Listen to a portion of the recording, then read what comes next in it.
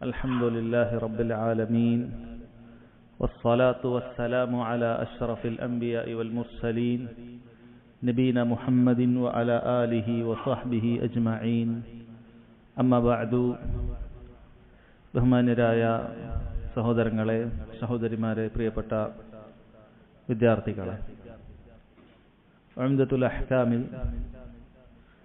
നിസ്കാരവുമായി ബന്ധപ്പെട്ട വലിയ അധ്യായത്തിൽ കിതാബ് സ്വലയിലെ അവസാനത്തെ ഭാഗം ജനായിസുമായി ബന്ധപ്പെട്ട വിഷയങ്ങളാണ്. മയ്യിത്തുമായി ബന്ധപ്പെട്ട് നമ്മൾ പാലിക്കേണ്ട വിഷയങ്ങളെക്കുറിച്ചാണ് നമ്മൾ പറഞ്ഞു വരുന്നത്. അടുത്തതായുള്ള ഹദീസ് വഅൻഹ ഖാലത്ത് എന്നാണ് അദ്ദേഹം ആരംഭിച്ചത്. വഅൻഹ ഖാലത്ത്, അവരിൽ നിന്ന് തന്നെ ഉദ്ധരിക്കപ്പെടുന്നു എന്നുള്ളത്. അഥവാ ആയിഷ റളിയല്ലാഹു അൻഹയാണ് കഴിഞ്ഞ ഹദീസ്. നമ്മൾ കഴിഞ്ഞ ക്ലാസ്സിൽ നബി സല്ലല്ലാഹു അലൈഹി വസല്ലമയുടെ ഭാര്യമാർ കൂടിയിരിക്കുകയും അങ്ങനെ ഉമ്മു സലമയും ഉമ്മു ഹബീബയും റളിയല്ലാഹു അൻഹുമ അവർ ഹബശയിൽ വെച്ച് കണ്ട മാരിയ എന്ന പേരുള്ള ഒരു കനീസയെ, ഒരു ചർച്ച്, അവിടെ കണ്ട കൊത്തുപണികളും അലങ്കാരങ്ങളും ഒക്കെ വിശദീകരിക്കുകയാണ്. നബി സല്ലല്ലാഹു അലൈഹി വസല്ലം അപ്പോൾ പ്രതികരിച്ചത്, ഉലൈക ഇദാ മാത ഫീഹിം റജുലു സാലിഹ് ബനൗ അലാ ഖബ്രിഹി മസ്ജിദ. അക്കൂട്ടർ, അവരുടെ കൂട്ടത്തിൽ സാലിഹായ ഒരു മനുഷ്യൻ മരണപ്പെട്ടാൽ അയാളുടെ ഖബറിന് മുകളിൽ മസ്ജിദ് പണിയും. ഖബറിന് മുകളിൽ ഒരു മസ്ജിദ് പണിയും, ആരാധന കേന്ദ്രമാക്കി തീർക്കും. സുമ്മ സവ്വറു ഫീഹി തിൽക സുവർ, പിന്നീട് ആ ചിത്രങ്ങൾ അവർ കൊത്തിയുണ്ടാക്കും. ഉലൈക ശിറാറുൽ ഖൽഖി ഇൻദല്ലാഹ്, അല്ലാഹുവിന്റെ അടുക്കൽ ഏറ്റവും മോശപ്പെട്ട നികൃഷ്ടർ അവർ തന്നെയാണ് എന്ന് നബി സല്ലല്ലാഹു അലൈഹി വസല്ലം പറയുന്നതായിരുന്നു കഴിഞ്ഞ ഹദീസ്. ഇപ്പോൾ ഖബറിന്മേൽ കെട്ടിപ്പൊക്കാൻ പാടില്ല, അതിൽ വിലക്കുണ്ട്. അങ്ങനെ അത് അള്ളാഹുവിനെ ആരാധിക്കുന്ന കേന്ദ്രമാക്കി മാറ്റുന്നവർ തന്നെ പടപ്പുകളിൽ ഏറ്റവും നികൃഷ്ടരായ മോശപ്പെട്ട ആളുകളാണ് എന്നാണ് നബി സല്ലല്ലാഹു അലൈഹി വസല്ലം പറഞ്ഞത്. ആരെക്കുറിച്ചാണ് പറഞ്ഞത്?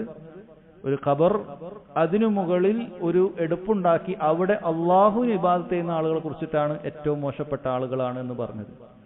അപ്പൊ ആ ഖബറിൽ വെച്ചിട്ടുള്ള ആളുകളോട് തന്നെ പ്രാർത്ഥിക്കുന്നവരെ കുറിച്ച് എത്ര ഗൗരവത്തിലായിരിക്കും അവിടുന്ന് പറഞ്ഞിട്ടുണ്ടാവുക. എത്ര ഗൗരവമുള്ള വിഷയമാണ്. അതായത് ശിർക്കുമായി ബന്ധപ്പെട്ട വിഷയങ്ങളൊക്കെ വളരെ ഗൗരവത്തിൽ തന്നെയാണ് അവിടുന്ന് ഉണർത്തിയതെന്ന് കാണാൻ സാധിക്കും. വഅൻഹ ഖാലത്ത്, ആയിഷ റളിയല്ലാഹു അൻഹ ഉദ്ധരിക്കുന്ന അടുത്ത ഹദീസാണ് ഇന്നത്തെ ഹദീസ്. ഖാല റസൂലുള്ളാഹി സ്വല്ലല്ലാഹു അലൈഹി വസല്ലം ഫീ മറളിഹി അല്ലദീ ലം യഖുൻ മിൻഹു. നബി സല്ലല്ലാഹു അലൈഹി വസല്ലം മരിക്കുമ്പോൾ ഉണ്ടായിരുന്ന ആ ഒരു രോഗം, ആ രോഗത്തിലാണ് നബി സല്ലല്ലാഹു അലൈഹി വസല്ലം ഇത് പറയുന്നത് എന്നാണ് പറയുന്നത്. ഇത്തരം സ്വഹാബികൾ നൽകുന്ന ഇത്തരത്തിലുള്ള വിശദാംശങ്ങൾ ഒരുപാട് ഹുക്കുമിൽ ഒരുപാട് ഉപകരിക്കുന്ന കാര്യങ്ങളാണ്. അതായത് നബി സല്ലല്ലാഹു അലൈഹി വസല്ലം ഈ പറയാൻ പോകുന്ന കാര്യം അത് ദീനിൽ അവസാനത്തെ വിധിയാണ് എന്നത് അറിയിക്കുന്നുണ്ട്. ദീനിൽ അവസാനത്തെ വിധിയാണ്. കാരണം ചിലർ, നമുക്ക് കഴിഞ്ഞ ക്ലാസ്സിൽ പറഞ്ഞിട്ടുള്ളതാണ്, ഇത്തരത്തിലുള്ള ഹദീസൊക്കെ വരുമ്പോൾ പറയും, അത് ആദ്യം ഖബർ സന്ദർശനമൊക്കെ ആദ്യത്തിൽ വിരോധിച്ചിട്ടില്ലേ, പിന്നീട് അത് അനുവദിക്കുകയാണല്ലോ. അതുപോലെ ആദ്യം പറഞ്ഞതാണ് ഇങ്ങനെ ഖബർ കെട്ടിയുയർത്താൻ പാടില്ല എന്നൊക്കെ, കാരണം അന്ന് മുശ്രിക്കുകളൊക്കെ ഉണ്ടായി. പിന്നീട് അത് അനുവദിച്ചിട്ടുണ്ട് എന്നൊക്കെ പറയുന്ന ആളുകളുണ്ട്. അല്ലെങ്കിൽ അവരിൽ ചിലർ പറയും അത് സാധാരണക്കാരെ ഖബറിനെ കുറിച്ചിട്ടാണ് പറഞ്ഞത്, വലിയ വലിയ ആളുകളെ കുറിച്ച്, ഫദ്ലുള്ള ആളുകളെ കുറിച്ചിട്ട് അങ്ങനെയല്ല എന്ന് വെറുതെ പറയും. എന്നാൽ ഈ ഹദീസിലൊക്കെ ഏറ്റവും ശ്രേഷ്ഠരായ ആളുകളുടെ ഖബർ കെട്ടിപ്പൊക്കുന്നതിനെ കുറിച്ച് തന്നെയാണ് വിരോധിച്ചിട്ടുള്ളത്. കഴിഞ്ഞ ഹദീസിൽ സാലിഹ്യങ്ങളെ കുറിച്ച് പറഞ്ഞു. ഇനി ഹദീസിൽ അത് അമ്പിയാക്കളുടെ ഖബറിനെ കുറിച്ച് തന്നെയാണ് പറയുന്നത്. അത് നബി സല്ലല്ലാഹു അലൈഹി വസല്ലം രോഗാവസ്ഥയിൽ ഉണ്ടായിരുന്നത്, അവിടുന്ന് അവസാനം ഉണ്ടായിരുന്ന, മരണത്തിന് തൊട്ടു മുമ്പ് ഉണ്ടായിരുന്ന ആ രോഗശയ്യയിൽ വെച്ചു പറഞ്ഞ കാര്യമാണെന്ത്? ലഅനല്ലാഹുൽ യഹൂദ വന്നസാറ, അല്ലാഹു സുബ്ഹാനഹു വ തആല യഹൂദ നസ്രാണികളെ ശപിക്കട്ടെ. ഇത്തഖദു ഖുബൂറ അംബിയാഇഹിം മസാജിദ്, അവരവരുടെ അമ്പിയാക്കളുടെ ഖബറുകളെ ആരാധന കേന്ദ്രമാക്കി തീർത്തു. അത് അങ്ങനെ ആരാധന കേന്ദ്രമാക്കി അവർ സ്വീകരിച്ചു എന്നാണ് പറഞ്ഞത്. ഖാലത്ത്, ആയിഷ റളിയല്ലാഹു അൻഹ പറയുകയാണ്, വലൗലാ ദാലിക്, അങ്ങനെ ഒരു പ്രശ്നമില്ലായിരുന്നെങ്കിൽ ലഉബ്രിസ ഖബ്റുഹു, നബി സല്ലല്ലാഹു അലൈഹി വസല്ലമയുടെ ഖബർ അതൊരു തുറസായ പ്രദേശത്ത് വെക്കുമായിരുന്നു. ഗൈറ അന്നഹു ഖുശിയ അൻ യുത്തഖദ മസ്ജിദ, അത് ഒരു ആരാധന കേന്ദ്രമാക്കി പിന്നീട്, അല്ലെ സ്വഹാബികൾ എന്തായാലും അങ്ങനെ ചെയ്യുകയില്ല, ഉറപ്പുള്ള കാര്യമാണ്. പക്ഷെ പിന്നീട് അങ്ങനെ ഒരു ആരാധന കേന്ദ്രമാക്കി മാറ്റുമോ എന്നുള്ള ഭയപ്പാട് കാരണത്താലാണ് അങ്ങനെ ചെയ്തത് എന്ന് ആയിഷ റളിയല്ലാഹു അൻഹ പറയുകയാണ്. എന്താണ് സഹോദരങ്ങൾ ഈ ഹദീസിലുള്ളത്? നബി സല്ലല്ലാഹു അലൈഹി വസല്ലം ശാപവാക്ക് പറയുകയാണ്. ലഅനല്ലാഹു അൽ യഹൂദ വൻ നസാറ, യഹൂദ നസ്രാണികളെ അല്ലാഹു സുബ്ഹാനഹു വ തആല ശപിക്കട്ടെ എന്ന്. എന്തുകൊണ്ടാണ് അവിടുന്ന് അത്രയും കടുത്ത രൂപത്തിൽ ശാപവാക്കുകൾ ഇവരെ കുറിച്ച് പറഞ്ഞിട്ടുള്ളത്? കാരണം ശാപം എന്ന് പറഞ്ഞാൽ അത് കാരുണ്യത്തിൽ നിന്നും അകറ്റട്ടെ എന്നാണ്. അള്ളാഹുവിന്റെ ഒരു കാരുണ്യവും അവർക്ക് ദുനിയാവിലോ ആഖിറത്തിലോ ലഭിക്കരുത്. അള്ളാഹുവിൽ നിന്നുള്ളൊരു കാരുണ്യം അവർക്ക് ലഭിക്കരുത്. നബി സല്ലല്ലാഹു അലൈഹി വസല്ലം അങ്ങനെ ഒരാളെ പ്രാർത്ഥിച്ചിട്ടുണ്ട് എങ്കിൽ, ശർഈയായ ഒരു വിഷയത്തിൽ ഇങ്ങനെ പറഞ്ഞിട്ടുണ്ട് എങ്കിൽ അത് സംഭവിക്കുന്നതാണ്. അള്ളാഹുവിനോട് പ്രാർത്ഥിക്കുന്ന കാര്യമാണ് എന്ന് മനസ്സിലാക്കുക. എന്നാൽ അതല്ലാത്ത രൂപത്തിലൊക്കെ പല സന്ദർഭത്തിൽ നബി സല്ലല്ലാഹു അലൈഹി വസല്ലം ചില സ്വഹാബികളെ തന്നെ ചില വിഷയങ്ങളിലൊക്കെ താക്കീത് ചെയ്ത് ചീത്ത പറയുന്ന സന്ദർഭങ്ങളുണ്ട്. അങ്ങനെ ചീത്ത പറഞ്ഞിട്ടുണ്ട്. അപ്പൊ അങ്ങനെ ചീത്ത പറഞ്ഞതിനെ കുറിച്ച് നബി സല്ലല്ലാഹു അലൈഹി വസല്ലം അത് പിന്നീട് അല്ലാഹു തആലയോട് പ്രാർത്ഥിക്കുകയാണ്. അല്ലാഹുമ്മ ഇന്നമാ അന ബശർ, അല്ലാഹുവേ ഞാനൊരു മനുഷ്യനാണ്. ഫഅയ്യുൽ മുസ്ലിമീന ലഅൻതുഹു ഔ സബബ്തുഹു, ഞാൻ ഏതെങ്കിലും ഒരു മനുഷ്യനെ, ഒരു മുസ്ലിമിനെ ഞാൻ ശപിച്ചിട്ടുണ്ടെങ്കിൽ അല്ലെങ്കിൽ ചീത്ത പറഞ്ഞിട്ടുണ്ടെങ്കിൽ ഫജ്അൽഹു ലഹു സകാതൻ വ അജ്റാ, അല്ലാഹു നീ അത് അവന് പാപങ്ങൾക്കുള്ള പരിശുദ്ധിയും അതുപോലെ തന്നെ അവന് പ്രതിഫലവുമാക്കി തീർക്കണമേ എന്ന് നബി സല്ലല്ലാഹു അലൈഹി വസല്ലം പ്രാർത്ഥിച്ചിട്ടുണ്ട്.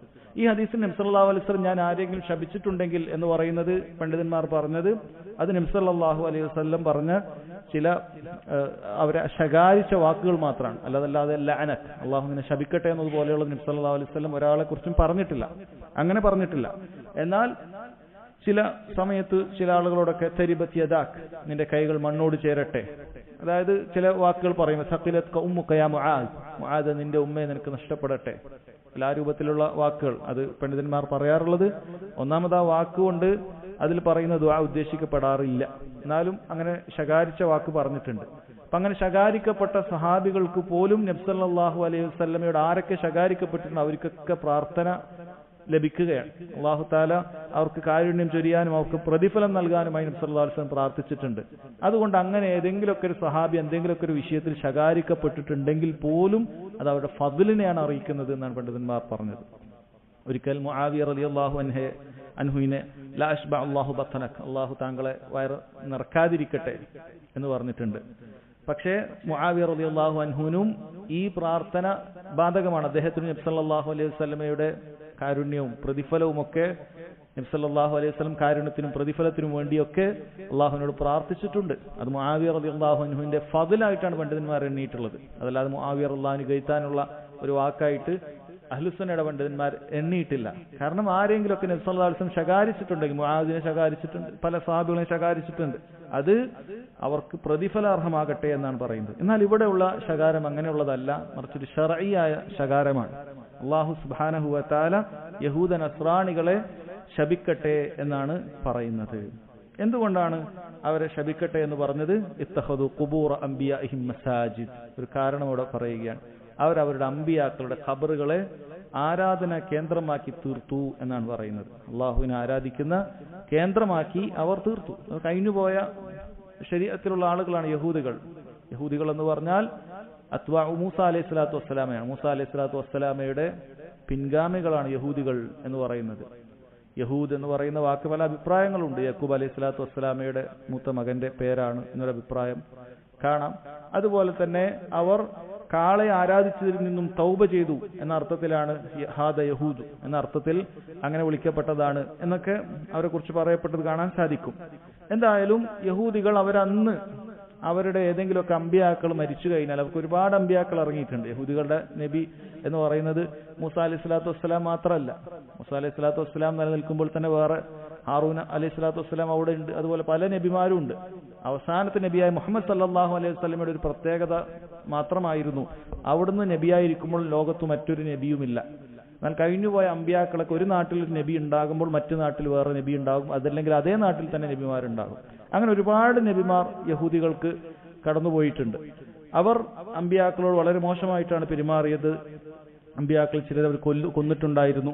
അതുപോലെ തന്നെ അമ്പിയാക്കളെയും അവരെയും അതുപോലെ തന്നെ ബഹുമാനിക്കപ്പെടുന്നു എന്ന് പറഞ്ഞിട്ട് അവരുടെ ഖബറുകളെ ആരാധന കേന്ദ്രങ്ങളാക്കി തീർത്തിരുന്നു എന്ന് കാണാൻ സാധിക്കും.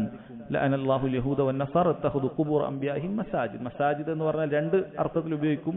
ഒന്ന് മൗദിഉസ് സുജൂദ്, സുജൂദ് ചെയ്യുന്ന സ്ഥലത്തിന് മസ്ജിദ് എന്ന് പറയും. ഇപ്പോൾ നമ്മളിവിടെ സുജൂദ് ചെയ്യുന്ന ഈ ഒരൊറ്റ ഭാഗത്തിന് മസ്ജിദ് എന്ന് പറയും. അതുപോലെ ഈ മുഴുവൻ ആരാധിക്കപ്പെടുന്ന ഈ മുഴുവൻ ഭാഗത്തിനെയും മസ്ജിദ് എന്ന് പറയും. രണ്ടായാലും അങ്ങനെ തന്നെയാണ്. ഖബറിങ്കിൽ പോയി സുജൂദ് ചെയ്യാനും പാടില്ല, അവിടെ പോയി അള്ളാഹുവിനുള്ള മറ്റ് ഇബാദത്തുകളും ചെയ്യാൻ പാടില്ല. കാരണം സുജൂദ് ചെയ്യുന്നത് മാത്രമല്ല വിലക്കപ്പെടുന്നത് എന്ന് മനസ്സിലാക്കുക. ഖബറിന്റെ അടുക്കൽ പോയി എന്ത് ഇബാദത്ത്, അതായത് അതിന്റെ അടുക്കൽ പ്രത്യേക പ്രതിഫലം പ്രതീക്ഷിച്ച അള്ളാഹുവിനുള്ള ഇബാദത്തുകളെല്ലാം വിലക്കപ്പെട്ടതാണ്. അങ്ങനെ ഖബറിന്റെ അടുക്കൽ പോയി പ്രത്യേകമായ ഇബാദത്തുകൾ അങ്ങനെ ദീനിലില്ല എന്ന കാര്യം മനസ്സിലാക്കുക. നബി സല്ലല്ലാഹു അലൈഹി വസല്ലം പല സ്ഥലങ്ങളിൽ നിസ്കരിക്കാൻ പാടില്ല എന്ന് പറഞ്ഞിട്ടുണ്ട്. നജസിൽ ഉള്ളിടത്ത് നിസ്കരിക്കാൻ പാടില്ല, ഒട്ടകത്തിന്റെ തൊഴുത്തിൽ നിസ്കരിക്കാൻ പാടില്ല, അതൊക്കെ അതിന്റെ അകത്ത് പാടില്ല എന്നാണ് പറഞ്ഞിട്ടുള്ളത്. എന്നാൽ ഏതെങ്കിലും ഒരു വസ്തുവിലേക്ക് തിരിഞ്ഞ് നിസ്കരിക്കാൻ പാടില്ല എന്ന് പറഞ്ഞിട്ടുണ്ടെങ്കിൽ അത് ഖബറിലേക്ക് മാത്രമാണ്. ഇപ്പൊ നജസുള്ള ഒരു വസ്തുവിന്റെ അടുക്കലേക്ക് തിരിഞ്ഞ് നിസ്കരിക്കാം, ഒരു തെറ്റുമില്ല. അപ്പൊ ഒരു ബാത്റൂം അവിടെ ഉണ്ട്, അപ്പൊ അതിന്റെ പുറത്ത് നിന്നിട്ട് ആ ബാത്റൂമിലേക്ക് ഒരാൾ തിരിഞ്ഞ് നിസ്കരിച്ചാൽ ടോയ്ലറ്റിലേക്ക് തിരിഞ്ഞ് നിസ്കാരം ശരിയാകും, കുഴപ്പമില്ല. കാരണം ബാത്റൂം പുറത്താണ്, നമ്മൾ അതിനെ നേരെ തിരിയുന്നു. പക്ഷെ ഖബറുണ്ടെങ്കിൽ അതിലേക്ക് തിരിഞ്ഞു നിസ്കരിക്കുന്നത് പോലും നബി സല്ലല്ലാഹു അലൈഹി വസല്ലം വിലക്കിയിട്ടുണ്ട്. കാരണം അത് ഷിർക്കിലേക്ക് എത്തുന്ന കാര്യമാണ്, അതുകൊണ്ട് അതുമായി ബന്ധപ്പെട്ട് ശക്തമായ വിലക്ക് വന്നിരിക്കുന്നത് അതുകൊണ്ടാണ്. കാരണം ഷിർക്കിലേക്ക് എത്തും. ആദ്യം ഖബറിന്റെ അടുക്കൽ നിന്നിട്ട് അള്ളാഹുവിനോട് ഇബാദത്ത് ചെയ്യലായിരിക്കും ആദ്യം ഉണ്ടാവുക. തുടക്കത്തിൽ അങ്ങനെയാണ്, അള്ളാഹു താലയോട് ഇബാദത്ത് ചെയ്യും. കാരണം എന്താ പറയാ, ആ ഖബറിന്റെ അടുക്കൽ പോയാൽ എനിക്ക് നല്ലൊരു ഉന്മേഷം കിട്ടും, നല്ലൊരു ഖുശൂ കിട്ടും. പ്രത്യേകിച്ചും ഖബറിലെ വ്യക്തി ഒരു സാലിഹായ മനുഷ്യനാണ്, അപ്പൊ അയാളുടെ ഖബറിന്റെ അടുക്കൽ പോകുമ്പോൾ നമുക്കൊരു ഉന്മേഷം കിട്ടും. ഇങ്ങനെയുള്ള വസ്വാസുകളാണ് പിശാച് ആദ്യം ഇട്ട് കൊടുക്കുക. പിന്നീട് അടുത്ത തലമുറകൾ പറയും, ഇതായി ഖബറിന്റെ അടുക്കലൊക്കെ ആൾക്കാർ വന്ന് വെറുതെ അല്ല, അദ്ദേഹത്തോട് ചോദിച്ചാൽ നമ്മളെ കാര്യം അള്ളാഹു പെട്ടെന്ന് ചെയ്തു തരും. അങ്ങനെയാണ് ഘട്ടങ്ങളായി ഖബറിലെ ആളുകളോട് പ്രാർത്ഥിക്കുകയും സഹായം തേടുകയൊക്കെ ചെയ്യുന്നത്. ആദ്യഘട്ടത്തിൽ അവരൊന്ന് ബഹുമാനിക്കലാണ്, അല്ലെ, നമ്മൾ സാധാരണക്കാരായ മുഅ്മിനീങ്ങളുടെ ഒപ്പം ഒന്നും ഇത് വെക്കാൻ പാടില്ല, അദ്ദേഹത്തെ അനാദരവായി പോകും എന്ന രൂപത്തിലൊക്കെ തന്നെയാണ് എല്ലാ കാലഘട്ടങ്ങളിലും ഷിർക്ക് വന്നിട്ടുള്ളത് എന്ന് കാണാൻ സാധിക്കും. അതുകൊണ്ട് വിലക്കിയത് അത് ഷിർക്കിലേക്ക് എത്തുന്നത് കൊണ്ട് തന്നെയാണ്. എന്നിട്ട് ആയിഷ റളിയല്ലാഹു അൻഹ പറയുകയാണ്, വലൗലാ ദാലിക് ലഉബ്രിസ ഖബ്റുഹു, അങ്ങനെ ഇല്ലായിരുന്നെങ്കിൽ, അങ്ങനെ ഒരു പ്രശ്നം ഇല്ലായിരുന്നെങ്കിൽ നബി സല്ലല്ലാഹു അലൈഹി വസല്ലമയുടെ ഖബർ അത് വെളിവാകുന്ന സ്ഥലത്ത് തന്നെ വെക്കുമായിരുന്നു എന്നാണ്. നബി സല്ലല്ലാഹു അലൈഹി വസല്ലമയുടെ ഖബർ നമുക്കറിയാം. നബി സല്ലല്ലാഹു അലൈഹി വസല്ലമയുടെ ഖബർ അത് ആയിഷ റളിയല്ലാഹു അൻഹയുടെ വീട്ടിലായിരുന്നു, ഹുജ്റത്തു ആയിഷ റളിയല്ലാഹു അൻഹ. അവിടെയാണ് നബി സല്ലല്ലാഹു അലൈഹി വസല്ലമയുടെ ഖബറായി നിശ്ചയിച്ചത്. അപ്പൊ നബി സല്ലല്ലാഹു അലൈഹി വസല്ലം വഫാത്താകുന്ന സമയത്ത് സഹാബികളിൽ പലർക്കും അഭിപ്രായ വ്യത്യാസം ഉണ്ടായി, എവിടെയാണ് മറമാടുക. ആർക്കും ഒരു അഭിപ്രായം കിട്ടുന്നില്ല. എല്ലാവരും മരണപ്പെട്ട വെപ്രാളത്തിലും പ്രയാസത്തിലൊക്കെയാണ്, ആർക്കും ഒരു ഉത്തരം കിട്ടുന്നില്ല. അങ്ങനെ അവസാനം നബി സല്ലല്ലാഹു അലൈഹി വസല്ലം പറഞ്ഞ ഹദീസ്, ഏതൊരു നബിയും ആ നബി എവിടെയാണോ എവിടെയാണോ മറമാടപ്പെടുക അവിടെയാണ് മരിക്കുക എന്ന ഹദീസുണ്ട്. ആ ഹദീസിന്റെ അടിസ്ഥാനത്തിലും കൂടിയാണ് ആ സ്ഥലത്ത് തന്നെ, അതായത് മരിച്ച സ്ഥലത്ത് തന്നെ, ആയിഷ റളിയല്ലാഹു അൻഹ വീട്ടിലാണ് മരിച്ചത്, അവിടെ തന്നെ മറമാടിയത്. അതുപോലെ മറ്റൊരു കാരണമാണ് ആയിഷ റളിയല്ലാഹു അൻഹ ഇവിടെ പറയുന്നത്, ഖബറെങ്ങാനും ആളുകൾക്ക് കാണാൻ പറ്റുന്ന, കയറിയിറങ്ങാൻ പറ്റുന്ന ഒരു സ്ഥലത്താണ് എങ്കിൽ എന്ത് സംഭവിക്കും, അവിടെ മസ്ജിദാക്കാൻ, ആരാധന കേന്ദ്രമാക്കാൻ സാധ്യതയുണ്ട് എന്ന് ആയിഷ റളിയല്ലാഹു അൻഹ പറയുകയാണ്. അപ്പൊ ആളുകൾ ലഉബ്രിദ ദാലിക് എന്ന് പറഞ്ഞു കഴിഞ്ഞാൽ അതുകൊണ്ട് ഉദ്ദേശിക്കുന്ന അങ്ങനെ ആളുകൾക്കൊക്കെ കയറാനും ഇറങ്ങാനും ഒക്കെ പറ്റുന്ന, എപ്പോഴും നോക്കി കാണാൻ പറ്റുന്ന രൂപത്തിൽ നോക്കൂ. അല്ലാഹു സുബ്ഹാനഹു വ തആല നബി സല്ലല്ലാഹു അലൈഹി വസല്ലമയുടെ ഖബറിനെ അങ്ങനെ ആക്കിയില്ല. എന്ത് വലിയ അത്ഭുതമാണ്. 1400 വർഷമായിട്ട് നബി സല്ലല്ലാഹു അലൈഹി വസല്ലമയുടെ ഖബർ അള്ളാഹു തആല ആ രൂപത്തിൽ അവിടെ സംരക്ഷിച്ചിരിക്കുകയാണ്. പണ്ഡിതന്മാർ പറയുന്നു, ആദ്യഘട്ടത്തിലുള്ള അള്ളാഹുവിന്റെ സംരക്ഷണം എന്ന് പറയുന്നത് ഒന്നാമത് ആയിഷ റളിയല്ലാഹു അൻഹയുടെ വീടാണ്. അതുകൊണ്ട് തന്നെ മറ്റാരും അവിടെ പ്രവേശിക്കുകയില്ല. ആയിഷ റളിയല്ലാഹു അൻഹ അവിടെ ഉണ്ട്. അതുകൊണ്ട് തന്നെ മറ്റു സഹാബികളിൽ ആരും അവിടെ പ്രവേശിക്കാറ് തന്നെ ഇല്ല. ആയിഷ റളിയല്ലാഹു അൻഹ തന്നെ അവരുടെ വീടിന്റെ ഒരു ഭാഗം, ഈ ഖബറുള്ള ഭാഗം, അവിടെ ഒരു കർട്ടൻ ഇട്ട് മാറ്റിയിട്ട് ഇപ്പുറത്തുനിന്നാണ് ആയിഷ റളിയല്ലാഹു അൻഹ അതൊരു മറയാക്കി അത് മാറ്റി വെച്ചിട്ടാണ് ഇപ്പുറത്താണ് ആയിഷ റളിയല്ലാഹു അൻഹ ജീവിക്കുന്നത്. അപ്പോൾ ഒന്ന് ആയിഷ റളിയല്ലാഹു അൻഹ ഉള്ളത് കൊണ്ട് തന്നെ അവിടെ ഒരാൾക്കും കയറാൻ സാധിച്ചിട്ടില്ല. പിന്നീട് കുറെ കാലങ്ങൾക്ക് ശേഷം അത് പൂർണ്ണമായി അടച്ചു പൂട്ടി, ഹുജറ പൂർണ്ണമായി അടച്ചുപൂട്ടി. പിന്നീട് പല കാലങ്ങളിൽ എന്ത് ചെയ്തിട്ടുണ്ട്, അത് മസ്ജിദ് വിശാലമാക്കുന്ന സമയത്ത് അതിന് ചുറ്റും 3 മതിലുകൾ ഉണ്ടാക്കുകയും അവസാനത്തേത് ഇരുമ്പ് കൊണ്ട് ഉണ്ടാക്കുകയും, അങ്ങനെ ആ രൂപത്തിൽ ഒരാൾക്കും അവിടെ പ്രവേശിക്കാൻ സാധിക്കാത്ത രൂപത്തിലാണ് നബി സല്ലല്ലാഹു അലൈഹി വസല്ലം ഖബർ. ഒരാൾക്ക് പോയി ഒന്ന് കണ്ട് ആ ഖബർ ഇങ്ങനെയാണ് എന്ന് പറയാനൊന്നും സാധിക്കുകയില്ല. അതുകൊണ്ടാണ് ചരിത്രകാരന്മാർ നബി സല്ലല്ലാഹു അലൈഹി വസല്ലമയുടെ ഖബറിന്റെ രൂപം എങ്ങനെയാണ് എന്ന് അവർക്ക് പല അഭിപ്രായങ്ങളാണ്. കാരണം ആരും കണ്ട ഒരാൾ പറയണ്ടേ, സ്വഹാബികൾ ആരെങ്കിലും ഒക്കെ പറയണ്ടേ ഇങ്ങനെയായിരുന്നു അങ്ങനെയായിരുന്നു, അങ്ങനെ എങ്ങനെയാണ് എന്നുള്ളത്, അതായത് അതിന്റെ രൂപം എവിടെ കിടക്കുന്നു, അതിന്റെ പൊസിഷൻ, ഇത് വളരെ അഭിപ്രായ വ്യത്യാസമാണ്. ഉമർ അബൂബക്കറിന്റെ ഖബർ എവിടെയാണ്, ഉമറിന്റെ ഖബർ എവിടെയാണ്, പല അഭിപ്രായങ്ങളും കാണാൻ പറ്റും. ഒന്ന് കുറച്ച് താണിട്ടാണ്, ഒന്ന് അപ്പുറത്തേക്കാണ്, പിന്നെ പല രൂപത്തിലും അവർ അഭിപ്രായം പറഞ്ഞത് ആരും അത് കാണാറില്ലായിരുന്നു എന്നുള്ളതാണ്. അതായത് സ്വഹാബികൾ ആരും തന്നെ നബി സല്ലല്ലാഹു അലൈഹി വസല്ലമയുടെ ഖബറിന് അരികിൽ ചെന്ന് ഒന്നും ചെയ്യാറില്ല. കാരണം നബി സല്ലല്ലാഹു അലൈഹി വസല്ലം സ്വലാത്ത് ചൊല്ലാൻ പറഞ്ഞ ഹദീസിൽ എന്താണ് പറഞ്ഞിട്ടുള്ളത്? അല്ലാഹു സുബ്ഹാനഹു വ തആലക്ക് ചില മലക്കുകളുണ്ട്, നിങ്ങൾ എവിടെ വെച്ച് സ്വലാത്ത് ചൊല്ലിയാലും ആ മലക്കുകൾ അവിടെ എത്തിക്കുന്നതാണ്. ഈ ഹദീസിന്റെ അർത്ഥം വിശദീകരണത്തിൽ പണ്ഡിതന്മാർ പറഞ്ഞു, അത് ഖബർ ഇടയ്ക്കിടെ സന്ദർശിക്കുക എന്നുള്ളത് പാടില്ലാത്തത് കൊണ്ട് തന്നെയാണ് അവിടെ നിന്ന് അങ്ങനെ പറഞ്ഞത്. സലാത്ത് എല്ലാം പോലും ഇടയ്ക്കിടയ്ക്ക് ഖബർ സന്ദർശിക്കുക, മദീനക്കാരനാണെങ്കിൽ പോലും ഇടയ്ക്കിടയ്ക്ക് പോയി സലാത്ത് ചൊല്ലുക, അതിനുവേണ്ടി സലാം പറയാൻ വേണ്ടി ഖബറിന്റെ അടുക്കലേക്ക് പോകുക എന്നുള്ളത് പാടില്ലാത്ത കാര്യമാണ്. അത് വല്ലപ്പോഴും മാത്രം ചെയ്യേണ്ട കാര്യമാണ്, മദീനക്കാരനാണെങ്കിൽ പോലും. മദീനയിലേക്ക് എത്തുന്ന ഒരാൾക്ക് സുന്നത്തുണ്ട്, ആ മസ്ജിദ് നിസ്കരിച്ചു 1000 പ്രതിഫലമൊക്കെ കിട്ടിയാൽ നബി സല്ലല്ലാഹു അലൈഹി വസല്ലം ഖബറിന്റെ അടുക്കലേക്ക് പോയി സലാത്ത് അല്ല അല്ലെ, സലാത്ത് അല്ല അള്ളാഹു തആലയോടുള്ള പ്രാർത്ഥന. അതുപോലും ചിലപ്പോൾ സാധാരണക്കാർക്ക് അറിയില്ല. പലരും സലാത്ത് അല്ല എന്ന് പറഞ്ഞാൽ എന്താണ് അതുകൊണ്ട് ഉദ്ദേശിക്കുന്നത് എന്ന് പോലും അറിയില്ല. അല്ലാഹുമ്മ സല്ലി അലാ മുഹമ്മദ് എന്ന് പറഞ്ഞാൽ പലർക്കും അറിയില്ല. ചിലർക്ക് എന്തോ നബിനോട് ഞാൻ എന്തോ ചോദിക്കുകയാണോ എന്നുള്ള അർത്ഥത്തിലൊക്കെയാണ് അത് പറയുന്നത്. നബി സല്ലല്ലാഹു അലൈഹി വസല്ലമക്ക് സലാത്ത് ചൊല്ലിയാണ് അള്ളാഹുവിന്റെ ഉന്നതമായ സ്ഥാനത്ത് നബി സല്ലല്ലാഹു അലൈഹി വസല്ലമയെ അള്ളാഹു പുകഴ്ത്തുക, അതാണ് അള്ളാഹുവിന്റെ സലാത്ത് എന്ന് പറഞ്ഞാൽ. അതിനുവേണ്ടി നമ്മൾ റബ്ബിനോട് ചോദിക്കണം. അത് ചോദിച്ചാൽ നമുക്ക് അള്ളാഹു തആല 10 പ്രതിഫലം നൽകും. അള്ളാഹു തആല നമ്മളെയും അവിടെ വെച്ച് സ്മരിക്കും, നമുക്ക് പ്രതിഫലം നൽകും. ഇങ്ങനെ ഒരുപാടുള്ള കാര്യങ്ങൾ ഇപ്പൊ പറഞ്ഞു വന്ന സഹോദരങ്ങൾ ആരും അവിടെ പ്രവേശിച്ചിട്ടില്ല എന്നുള്ളതാണ്. ഇബ്നു നജ്ജാർ റഹിമഹുള്ളയുടെ അദ്ദേഹത്തിന്റെ താരിഖുൽ മദീനയിൽ അദ്ദേഹം ഒരു ചരിത്രം പറയുന്നുണ്ട്. ഏതോ ഒരു കാലഘട്ടത്തിൽ ഒരു മനുഷ്യൻ മാത്രം പ്രവേശിച്ചത്. അത് തന്നെ ഒരിക്കൽ മസ്ജിദ് നബവിയിൽ വല്ലാത്ത ദുർഗന്ധമുണ്ടായി എന്നാണ്. എന്താണെന്ന് മനസ്സിലാവുന്നില്ല, എവിടെയാണ് നോക്കിയിട്ട് കാണുന്നില്ല. അവസാനം അവർക്ക് മനസ്സിലായി അത് ഖബറിന്റെ ഭാഗത്തു നിന്നാണ്. അങ്ങനെ ആ കൂട്ടത്തിൽ അവിടെ ഉണ്ടായിരുന്ന മസ്ജിദ് ഇബാദത്തിന് വേണ്ടി ഒഴിഞ്ഞിരുന്ന ഒരു വ്യക്തി ഉണ്ടായിരുന്നു, മദീനക്കാരനൊന്നുമല്ല. അപ്പൊ അയാൾ എല്ലാവരും കൂടി നിങ്ങൾ ഇറങ്ങിക്കോളൂ, കാരണം അത്രയും അവർ ആദരവ് കൽപ്പിച്ചിട്ട് അവരങ്ങോട്ട് പോകാതിരിക്കുകയാണ് ചെയ്തത്. അങ്ങോട്ട് പോകാൻ പാടില്ല എന്ന് തന്നെ അവർക്ക് അറിയാം. അങ്ങനെ ഒരാളെ കയറ് കെട്ടി അതിലേക്ക് ഇറക്കണം, കാരണം അത് മുഴുവൻ അടച്ചിട്ടാണുള്ളത്. അങ്ങനെ അയാൾ നോക്കിയപ്പോൾ ഒരു പൂച്ച ചത്ത് കിടക്കുന്നു. അയാൾ അത് എടുത്ത് വൃത്തിയാക്കി അയാളുടെ കയ്യിലുള്ള എന്തോ അത്രയൊക്കെ പുരട്ടി അവിടെ നല്ല മണമുള്ള അവസ്ഥയിലാക്കി അയാൾ തിരിച്ച് കയറിയെന്നാണ്. അതായത് ചരിത്രത്തിൽ ഇതിന്റെ സിഹത്തിൽ ഇത് ഷെയ്ഖ് അബ്ദുസ്സലാം ശുവൈർ ഹഫിളഹുല്ലാഹ് അദ്ദേഹം ഷർഹിൽ പറയുന്നതാണ്. അദ്ദേഹം പറയുന്നതിന്റെ സനദിനെ കുറിച്ച് നമുക്ക് വ്യക്തത ഇല്ല, പക്ഷെ ഇങ്ങനെ ഒരു സംഭവമേ ആകെ ഉള്ളൂ എന്നാണ് പറയുന്നത്. ചരിത്രത്തിൽ തന്നെ ഇങ്ങനെ ഖബർ കണ്ട ആളുകളിൽ വളരെ കുറഞ്ഞ ഒരാൾ ഇങ്ങനെ ഒരു സാഹചര്യത്തിൽ മാത്രമാണ് അവിടെ കണ്ടത്. അതല്ലാതെ ഈ നൂറ്റാണ്ടിലോ കഴിഞ്ഞ നൂറ്റാണ്ടിലോ ഒരു നൂറ്റാണ്ടിൽ പോലും ഒരാളും കണ്ടിട്ടില്ല. അപ്പോഴാണ് നമ്മുടെ നാട്ടിൽ ഒരു മുസ്ലിയാർ, വലിയ ബിസിനസ്സുകാരനായ ഒരു മുസ്ലിയാർ, അയാൾ മുടിവെള്ളം കച്ചവടമാകാൻ വേണ്ടിയിട്ട് നാട്ടുകാരെ പറ്റിച്ചത്. അവിടെയുള്ള ആ ഖബറിന്റെ അടുക്കലുള്ള പൊടികളൊക്കെ നമുക്ക് കളക്ട് ചെയ്യാൻ നമ്മളൊരു ആളവിടെ ഉണ്ട്. അങ്ങനെ അയാൾ അത് കളക്ട് ചെയ്ത് കൊണ്ടുവന്ന് നമ്മൾ ആ പൊടി കൂടി വെള്ളത്തിൽ ഇട്ടിട്ടുണ്ട്. എന്നിട്ടാണ് അത് വിൽക്കുന്നത്. കാരണം വെള്ളം കൊണ്ടുവന്ന് വിൽക്കാൻ നോക്കിയപ്പോൾ മുടിവെള്ളം എന്നുള്ളത് അത് ചീറ്റിപ്പോയി ഏറെക്കുറെ. അതായത് അതേ കുബൂരികളായ ആളുകൾ തന്നെ അതിനെ എതിർത്തപ്പോൾ പിന്നീട് ഇത് മാർക്കറ്റിംഗ് നടക്കാതായി എന്ന് തോന്നിയപ്പോൾ അങ്ങനെ കൂടി കളവ് പറഞ്ഞ് നമുക്ക് കാണാൻ സാധിക്കും അല്ലെ. ആളുകൾക്കൊക്കെ വളരെ വ്യക്തമായി എല്ലാവരും മദീനയിൽ പോവുകയും കാണുകയൊക്കെ ചെയ്യുന്ന ഒരു സ്ഥലത്ത് അവിടെ ഒരു പൊടി പോലും ഉണ്ടാവുകയില്ല, അത്രയും ക്ലീനിങ് നടക്കുന്ന ഒരു സ്ഥലം. ഖബറിന്റെ അകത്ത് ഒരു മനുഷ്യനും അവിടെ കണ്ടിട്ടില്ല, ഇന്നത്തെ രാജാവ് പോലും അവിടെ കണ്ടിട്ടില്ല.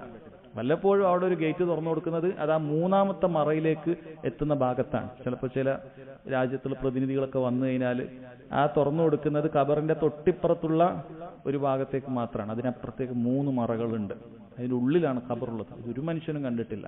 അപ്പോഴാണ് ഖബറിന്റെ അടുത്തുള്ള പൊടി എന്ന് പറഞ്ഞിട്ട് എവിടുന്നോ കുറച്ച് ആരതോ ഒരു മുടി, എവിടുന്നോ കുറച്ച് പൊടി, എന്നിട്ട് അത് കലക്കിയിട്ട് ജനങ്ങൾക്ക് വിതരണം ചെയ്യുന്നത്. അത്തരത്തിലുള്ള ചൂഷണങ്ങൾ സഹോദരങ്ങളെ നമ്മൾ സാന്ദർഭികമായി ഓർമ്മപ്പെടുത്തുകയാണ്. അപ്പൊ നബി സല്ലല്ലാഹു അലൈഹി വസല്ലമയുടെ ഖബർ ആളുകൾ കാണാതിരിക്കാൻ വേണ്ടിയിട്ടാണ് എന്ത് ചെയ്തിട്ടുള്ളത്, ഈ രൂപത്തിൽ ചെയ്തിട്ടുള്ളത് എന്നാണ് ആയിഷ റളിയല്ലാഹു അൻഹ പറഞ്ഞിട്ടുള്ളത്. നബി സല്ലല്ലാഹു അലൈഹി വസല്ലമയുടെ ഖബർ അങ്ങനെ ആരും കണ്ടിട്ടില്ല എന്നർത്ഥം. അതുകൊണ്ടാണ് ബഖീലൊന്നും മറ്റു സഹാബികളുടെ ഒപ്പം ഒന്നും നബി സല്ലല്ലാഹു അലൈഹി വസല്ലമയുടെ ഖബർ വെക്കാതെ, ബാക്കിയുള്ള സഹാബത്തൊക്കെ അങ്ങനെയാണ് ബഖീലാണ് വെച്ചിട്ടുള്ളത് എന്ന് കാണാൻ സാധിക്കും.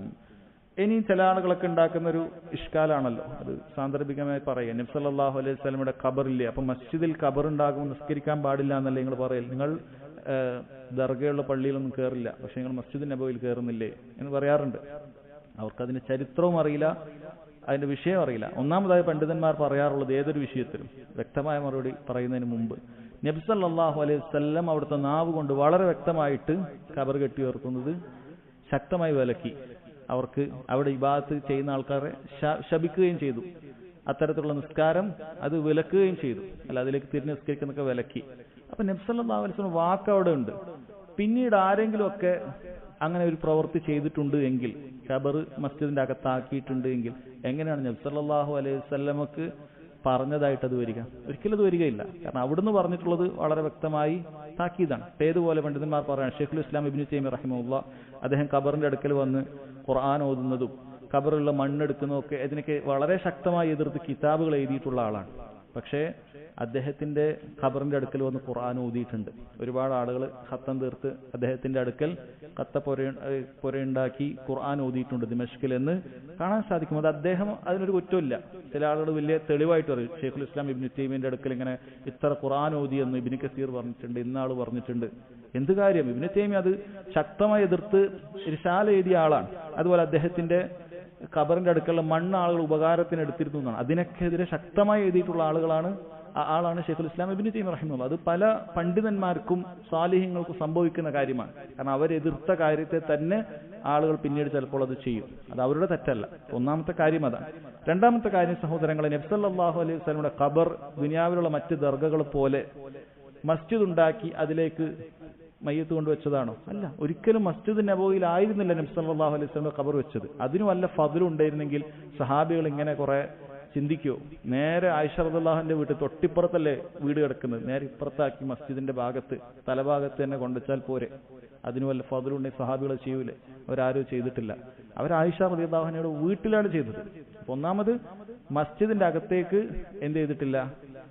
മയ്യത്ത് വെച്ചിട്ടില്ല. നബി സല്ലല്ലാഹു അലൈഹി വസല്ലമയുടെ മയ്യത്ത് അവിടെ വെച്ചിട്ടില്ല, പുറത്താണ് വെച്ചത്. ഇനി അതിനു മുകളിൽ മസ്ജിദ് പണിഞ്ഞോ? അതുമില്ല. അങ്ങനെയും സംഭവിച്ചിട്ട് നബി സല്ലല്ലാഹു അലൈഹി വസല്ലം ഖബറാടാക്കിയ ഉടൻ തന്നെ ആയിഷ റളിയല്ലാഹു അൻഹയുടെ ആ വീടൊക്കെ മാറ്റി അതൊരു മസ്ജിദാക്കി സഹാബികൾ ആരെങ്കിലും ചെയ്തോ? ആരും ചെയ്തിട്ടില്ല. പിന്നീട് എന്താണ് സംഭവിച്ചത്? പിന്നീട് തൗസിയത്ത് നടക്കുമ്പോൾ, മസ്ജിദിന്റെ എക്സ്പാൻഷൻ നടക്കുന്ന സമയത്ത് എന്താണ് സംഭവിച്ചത്? ആ ആദ്യം വിശാലമാക്കുന്ന സമയത്ത് മറ്റുള്ള ഭാഗങ്ങളിൽ ചെയ്യാൻ പ്രത്യേകം ശ്രദ്ധിച്ചിരുന്നു.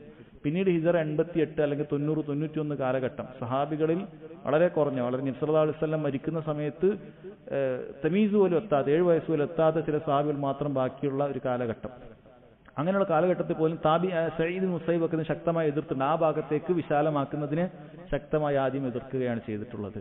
അപ്പൊ അങ്ങനെ അത് വിശാലമാക്കാനും അപ്പുറത്ത് ഭാഗത്തേക്ക് സ്ഥലമില്ല, അപ്പൊ അങ്ങനെ വിശാലമാക്കാൻ വേണ്ടി അവർ ആ ഭാഗത്തേക്ക് ചെയ്തതാണ്. അപ്പോൾ അതിന് മുഴുവൻ ചുറ്റും ഒരു മതിലൊക്കെ കെട്ടി ഇത് മസ്ജിദിന്റെ ഭാഗമല്ല എന്ന് ഉറപ്പുവരുത്തുകയാണ് ചെയ്തത്. ഇത് മസ്ജിദിന്റെ ഭാഗമല്ല എന്ന് ഉറപ്പുവരുത്തുകയാണ് ചെയ്തത്. അതുകൊണ്ട് തന്നെ അത് മസ്ജിദിന്റെ ഭാഗമല്ല. ഒന്ന്, മസ്ജിദ് അതിന്റെ മുകളിൽ കെട്ടിയിട്ടുണ്ടാക്കിയിട്ടില്ല.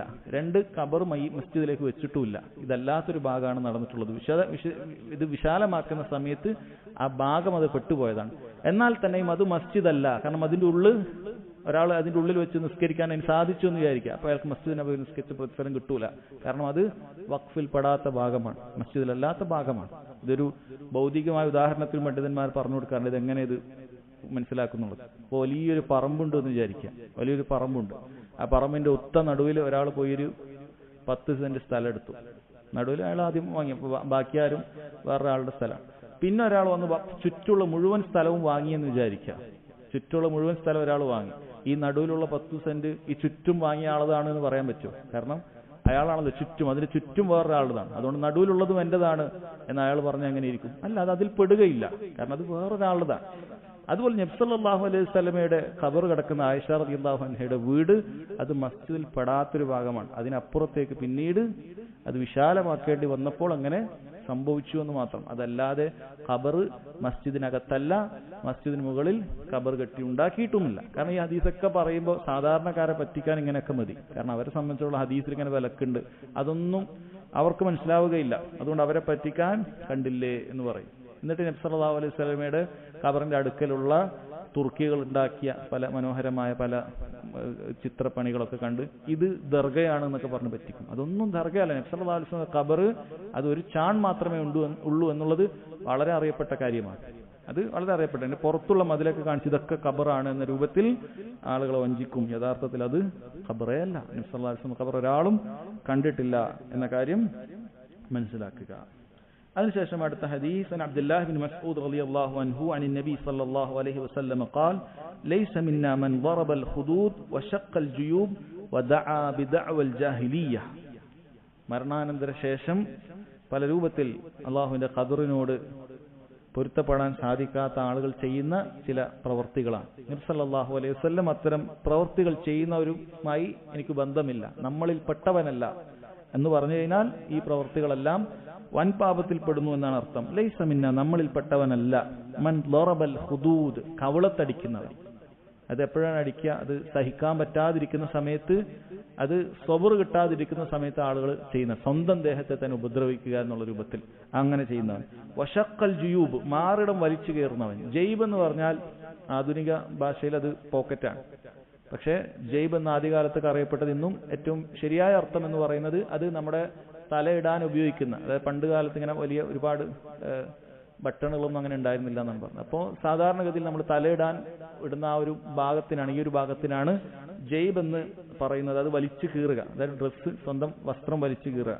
വദഅ ബിദഅവൽ ജാഹിലിയ്യ, ജാഹിലിയത്തിന്റെ പല വാക്കുകളും വിളിച്ചു പറയുക. അത് ഒന്നുകിൽ ആ സമയത്തെ കുറ്റം പറഞ്ഞുകൊണ്ടോ കാലത്തെ കുറ്റം പറഞ്ഞുകൊണ്ട്, അല്ലെങ്കിൽ ഖളാഇനോട് പൊരുത്തപ്പെടാത്ത രൂപത്തിലുള്ള പല കാര്യങ്ങളും പറഞ്ഞിട്ടുണ്ട്. എത്ര നല്ല മനുഷ്യനായിരുന്നു, എന്ത് പറ്റിപ്പോയി എന്നൊക്കെ പറഞ്ഞ് അങ്ങനെ ഒരുപാട് പുകഴ്ത്തിയിട്ടോ അല്ലെങ്കിൽ അയാളെക്കുറിച്ച് ഫഖ്റ് പറഞ്ഞിട്ട് അങ്ങനെയൊക്കെയുള്ള വാക്കുകളൊക്കെ പറയുന്നതൊക്കെ ദഅവൽ ജാഹിലിയ്യ എന്ന് പറഞ്ഞിട്ടുണ്ട്. അതൊക്കെ അതിൽപ്പെട്ടതാണ് എന്ന് പറഞ്ഞിട്ടുണ്ട്. അവർ ചെയ്യുന്നത് വൻ പാപമാണ്, അങ്ങനെ ചെയ്യാൻ പാടില്ല. മരിച്ച ശേഷം മരിച്ച വീട്ടിൽ അങ്ങനെ ചെയ്യാൻ പാടില്ല എന്നറിയിക്കുന്ന ഒരു ഹദീസാണിത്. അടുത്ത ഹദീസ് അബീ ഹുറൈറ റളിയല്ലാഹു അൻഹു ഖാല ഖാല റസൂലുള്ളാഹി സ്വല്ലല്ലാഹു അലൈഹി വസല്ലം മൻ ഷഹിദൽ ജനാസ ഹത്താ യുസല്ല അലൈഹാ ഫലഹു ഖിറാത്ത് വമൻ ഷഹിദഹാ ഹത്താ തുദ്ഫൻ ഫലഹു ഖിറാത്താൻ ഖീല വമൽ ഖിറാത്താൻ ഖാല മിസ്ലു ജബലൈനിൽ അളീമൈൻ വലിമുസ്ലിമിൻ അസ്ഗറുഹുമാ മിസ്ലു ജബലി ഉഹുദ്. മയ്യിത്ത് പങ്കെടുക്കുന്നതും അതുപോലെ മറമാടുന്ന സന്ദർഭങ്ങളിൽ പങ്കെടുക്കുന്നതിനൊക്കെ വലിയ ശ്രേഷ്ഠതയുണ്ട് എന്നറിയിക്കുന്ന ഒരു ഹദീസാണ്. നബി സല്ലല്ലാഹു അലൈഹി വസല്ലം പറഞ്ഞു, മൻ ഷഹിദൽ ജനാസ, ആരാണ് ഒരു ജനാസയിൽ അനുഗമിച്ചത്, ജനാസ അവിടെ ഹാജരായിട്ടുള്ളത്, ഹത്താ യുസല്ല അലൈഹാ, മയ്യിത്ത് നിസ്കാരം നിർവഹിക്കുന്നത് വരെ. പ്രതിഫലം കിട്ടണമെങ്കിൽ വീട്ടിലൊന്ന് വന്നു പോയ ആൾക്കത് കിട്ടൂല എന്നർത്ഥം. എന്ത് ചെയ്യണം? അത് മയ്യിത്ത് നിസ്കാരത്തിന് പങ്കെടുക്കണം, അപ്പോഴേ പ്രതിഫലം കിട്ടുള്ളൂ. മരിച്ചാൽ ചിലപ്പോൾ ഒന്ന് പോയി കണ്ടുവരും, നല്ലതാണ്, ഒന്നും ചെയ്യാത്തതിനേക്കാളും നല്ലതാണ്, അതിനതിൻ്റെതായ പ്രതിഫലം ഉണ്ട്. പക്ഷേ ഈ പറയുന്ന ഖിറാത്ത് കിട്ടണമെങ്കിൽ ഒന്നാമത് എന്ത് വേണം? മയ്യിത്ത് നിസ്കാരം അതിന് പങ്കെടുക്കണം. ഫലഹു ഖിറാത്ത്, അവനൊരു ഖിറാത്തുണ്ട്. വമൻ ഷഹിദഹാ ഹത്താ തുദ്ഫൻ, അതും കഴിഞ്ഞ് മറമാടുന്നത് വരെ ഒരാൾ അനുഗമിച്ചു, മറമാടി കഴിഞ്ഞതിന് ശേഷമാണ് പിരിയുന്നത് എങ്കിൽ ഫലഹു ഖിറാത്താൻ എന്നാണ് പറഞ്ഞത്, അവന് 2 ഖിറാത്തുണ്ട് എന്നാണ്. സ്വഹാബികൾ ചിലർക്ക്, വിശേഷ ഇബ്നു ഉമർ റളിയല്ലാഹു അൻഹുമ, അദ്ദേഹത്തിന്റെ ഹദീസിൽ കാണാൻ സാധിക്കും, ഈ ഹദീസ് അദ്ദേഹം കുറെ കഴിഞ്ഞിട്ടാണ് കേൾക്കുന്നത്. സഹാബി ഇബ്നു ഉമർ റളിയല്ലാഹു അൻഹുമ അദ്ദേഹം ഈ ഹദീസ് ആദ്യം കേട്ടിരുന്നില്ല എന്നാണ്.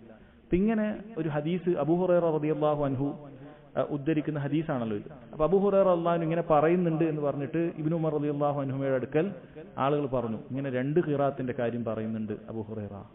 അപ്പൊ ഇബ്നു ഉമർ റളിയല്ലാഹു അൻഹുമ അദ്ദേഹം വലിയ ബേജാറായി, കാരണം വലിയ പ്രതിഫലം, അത് ഇത്ര നാളും മറമാടുന്നത് വരെ പങ്കെടുത്തിട്ടില്ല, അപ്പോൾ വലിയ പ്രതിഫലം നഷ്ടപ്പെടുന്ന ഒരു കാര്യമാണല്ലോ പറഞ്ഞത് എന്ന് പറഞ്ഞിട്ട് അദ്ദേഹം ഒരു പിടി മണ്ണും വാരി ഈ വിഷയമായി അറിയുന്നതിന് വേണ്ടി ഒരാളെ പറഞ്ഞയച്ചു. ആയിഷ റളിയല്ലാഹു അൻഹയുടെ അടുക്കലേക്ക് ഇത് പോയി ചോദിക്കണം, ഇങ്ങനെ 2 ഖിറാത്തുണ്ടെന്ന് അബൂ ഹുറൈറ റളിയല്ലാഹു അൻഹു പറയുന്നുണ്ടല്ലോ, എന്താണ് അതിന്റെ വിഷയം എന്നറിയണം. അങ്ങനെ ആ ആള് പോയി വന്നു, ആയിഷ റളിയല്ലാഹു അൻഹ പറഞ്ഞു കൊടുത്തു, അത് ശരിയാണ്, അങ്ങനെ ഉണ്ട്, അബൂ ഹുറൈറ പറഞ്ഞത് ശരിയാണ് എന്ന് പറഞ്ഞു. തിരിച്ചു വന്നപ്പോൾ അദ്ദേഹം ഇബ്നു ഉമർ റളിയല്ലാഹു അൻഹു ഇങ്ങനെ ബേജാറിലാണ്, എന്താണ് ഇതിന്റെ ഉത്തരം വരിക. അല്ല, നമ്മളെപ്പോലെയല്ല, ഒരു പ്രതിഫലം കിട്ടുന്ന കാര്യം പറയുമ്പോൾ അവർക്ക് അത്രയും താല്പര്യവും അതിനു വേണ്ടിയിട്ടുള്ള ആ ഇൽമ ലഭിക്കുന്നതിന് വേണ്ടിയിട്ടുള്ള താല്പര്യവുമുണ്ട്. അങ്ങനെ തിരിച്ചു വന്നപ്പോൾ അദ്ദേഹം പറഞ്ഞു, സദഖ അബൂ ഹുറൈറ പറഞ്ഞത് സത്യമാണ് എന്ന് പറഞ്ഞു. ഇബ്നു ഉമർ റളിയല്ലാഹു കയ്യിലുള്ള മണ്ണ് വലിച്ചെറിഞ്ഞുകൊണ്ട് പറഞ്ഞു, ലഖദ് ദയ്യഅനാ ഖറാറീത കസീറ, നമ്മൾ ഒരുപാട് ഖിറാത്തുകൾ നഷ്ടപ്പെടുത്തിയല്ലോ എന്ന് വളരെ വിഷമത്തോടുകൂടി ഇബ്നു ഉമർ റളിയല്ലാഹു അൻഹുമാ പറഞ്ഞു എന്നാണ് പറയുന്നത്. അപ്പോൾ വലിയ പ്രതിഫലമുള്ള കാര്യമാണ് എന്ത്? ഒന്ന്, മരിച്ച വീട്ടിൽ പോകുക, അതിന് പ്രതിഫലമുണ്ട്. ചില പണ്ഡിതന്മാര് ഈ ചില റിവായത്തിൽ മൻ ഷഹിദ ജനാസത ഇൻദ അഹ്ലിഹാ എന്ന് വന്നിട്ടുണ്ട്. അങ്ങനെയാണ് ഈ ഹദീസ് വരുന്നത്. അതായത് ആ വീട്ടിൽ പോയി പങ്കെടുക്കുക എന്ന് വന്നിട്ടുണ്ട്. എന്നാൽ പണ്ഡിതന്മാർ പറയുന്ന ചില റിവായത്തിൽ അങ്ങനെ വരാത്തത് കൊണ്ട് ഫദ്ലുല്ലാഹി വാസിഅ, അള്ളാഹുവിന്റെ ഔദാര്യം വിശാലമാണ്. അതുകൊണ്ട് രണ്ട് റിവായത്തിൽ വന്നിട്ടുണ്ടെങ്കിൽ പൊതുവെ അള്ളാഹു സുബ്ഹാനഹു വ തആല ഏറ്റവും കുറഞ്ഞൊരു അമലിനൊരു പ്രതിഫലം വന്നിട്ടുണ്ടെങ്കിൽ അത് അത്രയും നൽകും എന്നുള്ളത് തന്നെയാണ് പണ്ഡിതന്മാർ പറഞ്ഞത്. കാരണം അള്ളാഹുവിന്റെ ഇങ്ങോട്ട് കിട്ടുന്ന പ്രതിഫലമൊക്കെ വാസിയായിരിക്കും, വിശാലായിരിക്കും. അതുകൊണ്ട് ചെറിയൊരു കാര്യത്തിന് പ്രതിഫലമുണ്ട്, അതിനേക്കാൾ വലിയൊരു കാര്യത്തിന് അതേ പ്രതിഫലം പറഞ്ഞിട്ടുണ്ടെങ്കിൽ ആ ചെറിയ കാര്യം പറഞ്ഞാലും കിട്ടുന്നതാണ്. അപ്പോൾ നേരെ പോയി മയ്യത്ത് നിസ്കരിച്ച മസ്ജിദിലേക്ക് എത്തിയ ഒരാൾ മയ്യത്ത് നിസ്കരിച്ചാലും അയാൾക്ക് ഈ പറയുന്ന പ്രതിഫലത്തിൽ കിട്ടും, ഖിറാത്ത് കിട്ടും. പക്ഷെ ആദ്യത്തെ ആളത്ര പ്രതിഫലം കിട്ടൂല.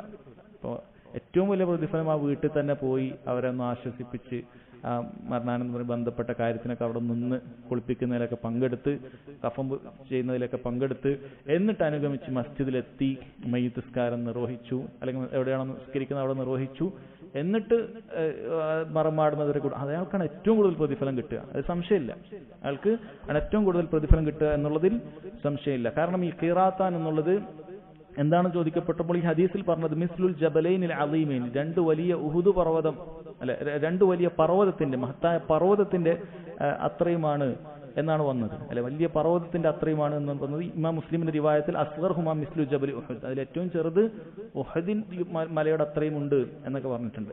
ചില പണ്ഡിതന്മാര് ഖീറാത്ത് എന്ന് പറയുന്നതിന്റെ ഭാഷാപരമായ അർത്ഥം പറഞ്ഞിട്ട് വിശദീകരിച്ചിട്ടുണ്ട്. ഖീറാത്ത് എന്ന് പറയുന്നത് അത് ഒരു ദിർഹത്തിന്റെ 1/6 പകുതിയാണ്, അതായത് 12/1 എന്നാണ് പറയുന്നത്. ഖീറാത്ത് എന്ന് പറയുന്നത് 12/1, അതായത് 1/4 ഗ്രാം വെള്ളിക്കാണ് ഖീറാത്ത് എന്ന് പറയുക. 2 ഖീറാത്ത് എന്ന് പറഞ്ഞാൽ 1/2 ഗ്രാം വെള്ളിയാണ്. അതായത് മൊത്തം 1/6 ഒരാൾക്ക് ഈ 2 കാര്യം കൂടി ചെയ്താൽ കിട്ടുകയുള്ളൂ. ബാക്കി 5 ബാക്കിയുണ്ട്. അതായത് ബാക്കിയുള്ള മരണാനന്തര പ്രവർത്തനങ്ങൾക്കും വലിയ പ്രതിഫലമുണ്ട് എന്നറിയിക്കുന്ന ഹദീസ് കൂടിയാണ് ഇത് എന്ന് ചില പണ്ഡിതന്മാർ വിശദീകരിച്ചിട്ടുണ്ട്.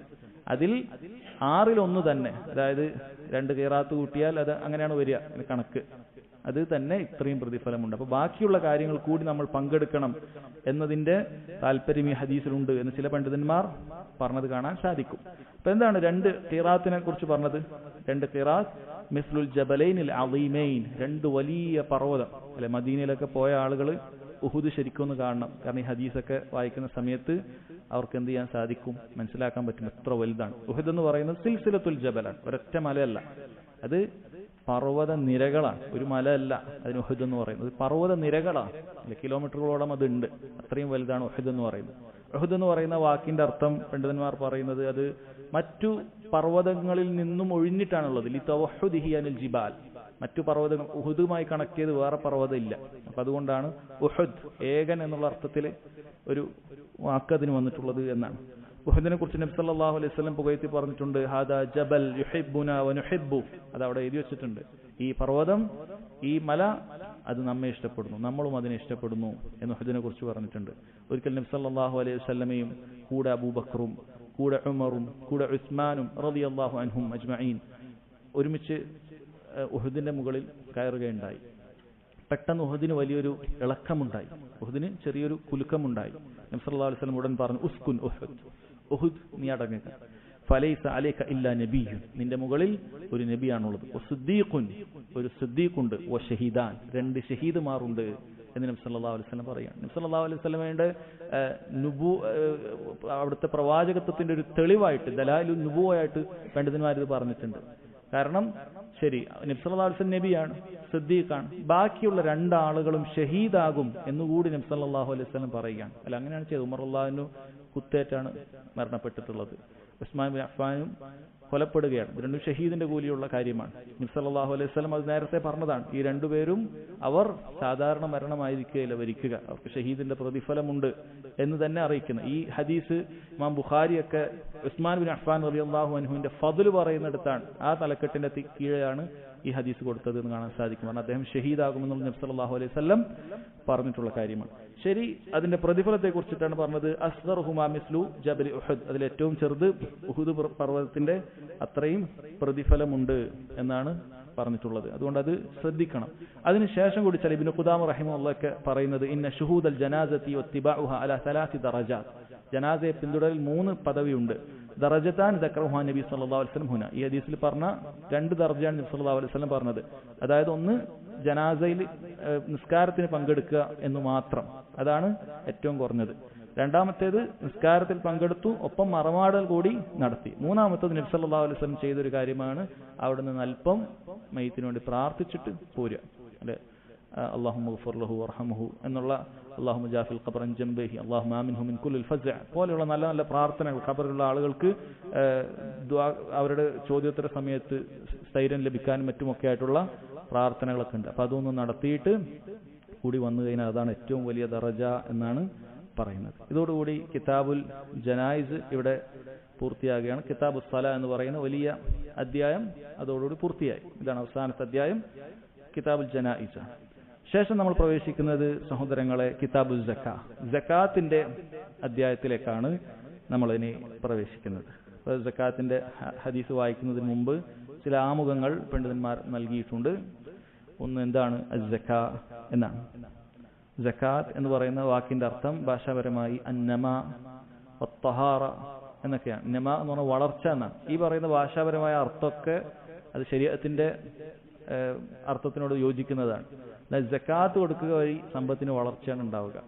എന്തിനാകട്ടെ, കച്ചവടത്തിനാകട്ടെ, എന്തിനാകട്ടെ, അതിന് സക്കാത്ത് നമ്മൾ കൃത്യമായി കൊടുക്കുന്നുണ്ടോ അതിന് വളർച്ച അല്ലാഹു സുബ്ഹാനഹു വ തആല നൽകും. അതുപോലെ തന്നെ വത്തഹാറ, ശുദ്ധീകരണമാണ്. സക്കാത്ത് നൽകാത്ത സമ്പത്ത് ശുദ്ധിയില്ലാത്ത സമ്പത്താണ്, അത് മുഴുവൻ നിനക്ക് ഹലാലല്ല. കാരണം അതിൽ പറയപ്പെട്ട സക്കാത്തിന്റെ അംശം അത് നിന്റേതല്ല, അത് പാവപ്പെട്ടവന്റെ അർഹതയുള്ള കാര്യമാണ്. അത് നീ വെച്ച് കഴിഞ്ഞാൽ നിന്റെ സമ്പത്ത് ശുദ്ധിയില്ലാത്തതായി പോകും. അതായത് ശുദ്ധിയാവണമെങ്കിൽ സക്കാത്ത് നൽകണം എന്നാണ്. ഇനി ശരീഅത്ത് അതിന്റെ അർത്ഥം ജുസ്ഉൻ വാജിബുൻ മിൻ മാലിൻ മഖ്സൂസിൻ ലിതാഇഫത്തിൻ ഔ ജിഹത്തിൻ മഖ്സൂസ എന്ന് പറഞ്ഞാൽ അത് ഒരു സമ്പത്തിൽപ്പെട്ട ഒരു ജുസ് ആണ്, ഒരു ഭാഗമാണ്, ഒരു പ്രത്യേക സമ്പത്ത്. എല്ലാ സമ്പത്തിനും സക്കാത്തില്ല. അത് ആർക്കാണ് കൊടുക്കേണ്ടത്? ലിതാഇഫത്തിൻ ഔ ജിഹത്തിൻ മഖ്സൂസ, ഒരു പ്രത്യേക വിഭാഗം. സക്കാത്തിന്റെ 8 അവകാശികളുണ്ട്. സൂറത്ത് തൗബയിൽ 60-ാമത്തെ ആയത്തിലുള്ള ആ 8 അവകാശികൾക്ക് കൊടുക്കേണ്ട ചില സമ്പത്തുകളിൽ നിന്നുള്ള ഒരു ജുസ്ഇനാണ് സക്കാത്ത് എന്ന് പറയുന്നത്. അത് മക്കയിൽ വെച്ചിട്ടാണ് സക്കാത്ത് അത് ഫറളായിട്ടുള്ളത്. പക്ഷെ അതിന്റെ നിസാബുമായി ബന്ധപ്പെട്ട എത്ര കൊടുക്കണം എന്നൊക്കെയുള്ള കണക്കുകൾ അത് മദീനയിലെത്തിയിട്ട് ആണത് സംഭവിച്ചത് എന്നാണ്. അപ്പൊ സക്കാത്തുമായി ബന്ധപ്പെട്ട കാര്യം അത് മക്കയിൽ ഇറങ്ങിയിട്ടുണ്ട്. സക്കാത്തുമായി ബന്ധപ്പെട്ട് സക്കാത്ത് നിർബന്ധമാണ് എന്നുള്ളത്. പക്ഷെ അതിന്റെ കൃത്യമായ കണക്കുകളും കാര്യങ്ങളും അത് ഹദീസുകളിലൊക്കെ അത് മദീനയിൽ ഇറങ്ങിയതിനു ശേഷമാണ് വന്നിട്ടുള്ളത് എന്ന് കാണാൻ സാധിക്കും. ആരെങ്കിലും സക്കാത്ത് ഞാൻ നൽകുകയില്ല, അങ്ങനെ ഒരു നിർബന്ധ ബാധ്യത ഇല്ല എന്ന് നിഷേധിച്ചതിന് ദീനുൽ ഇസ്ലാമിൽ യാതൊരു സ്ഥാനവും ഇല്ല.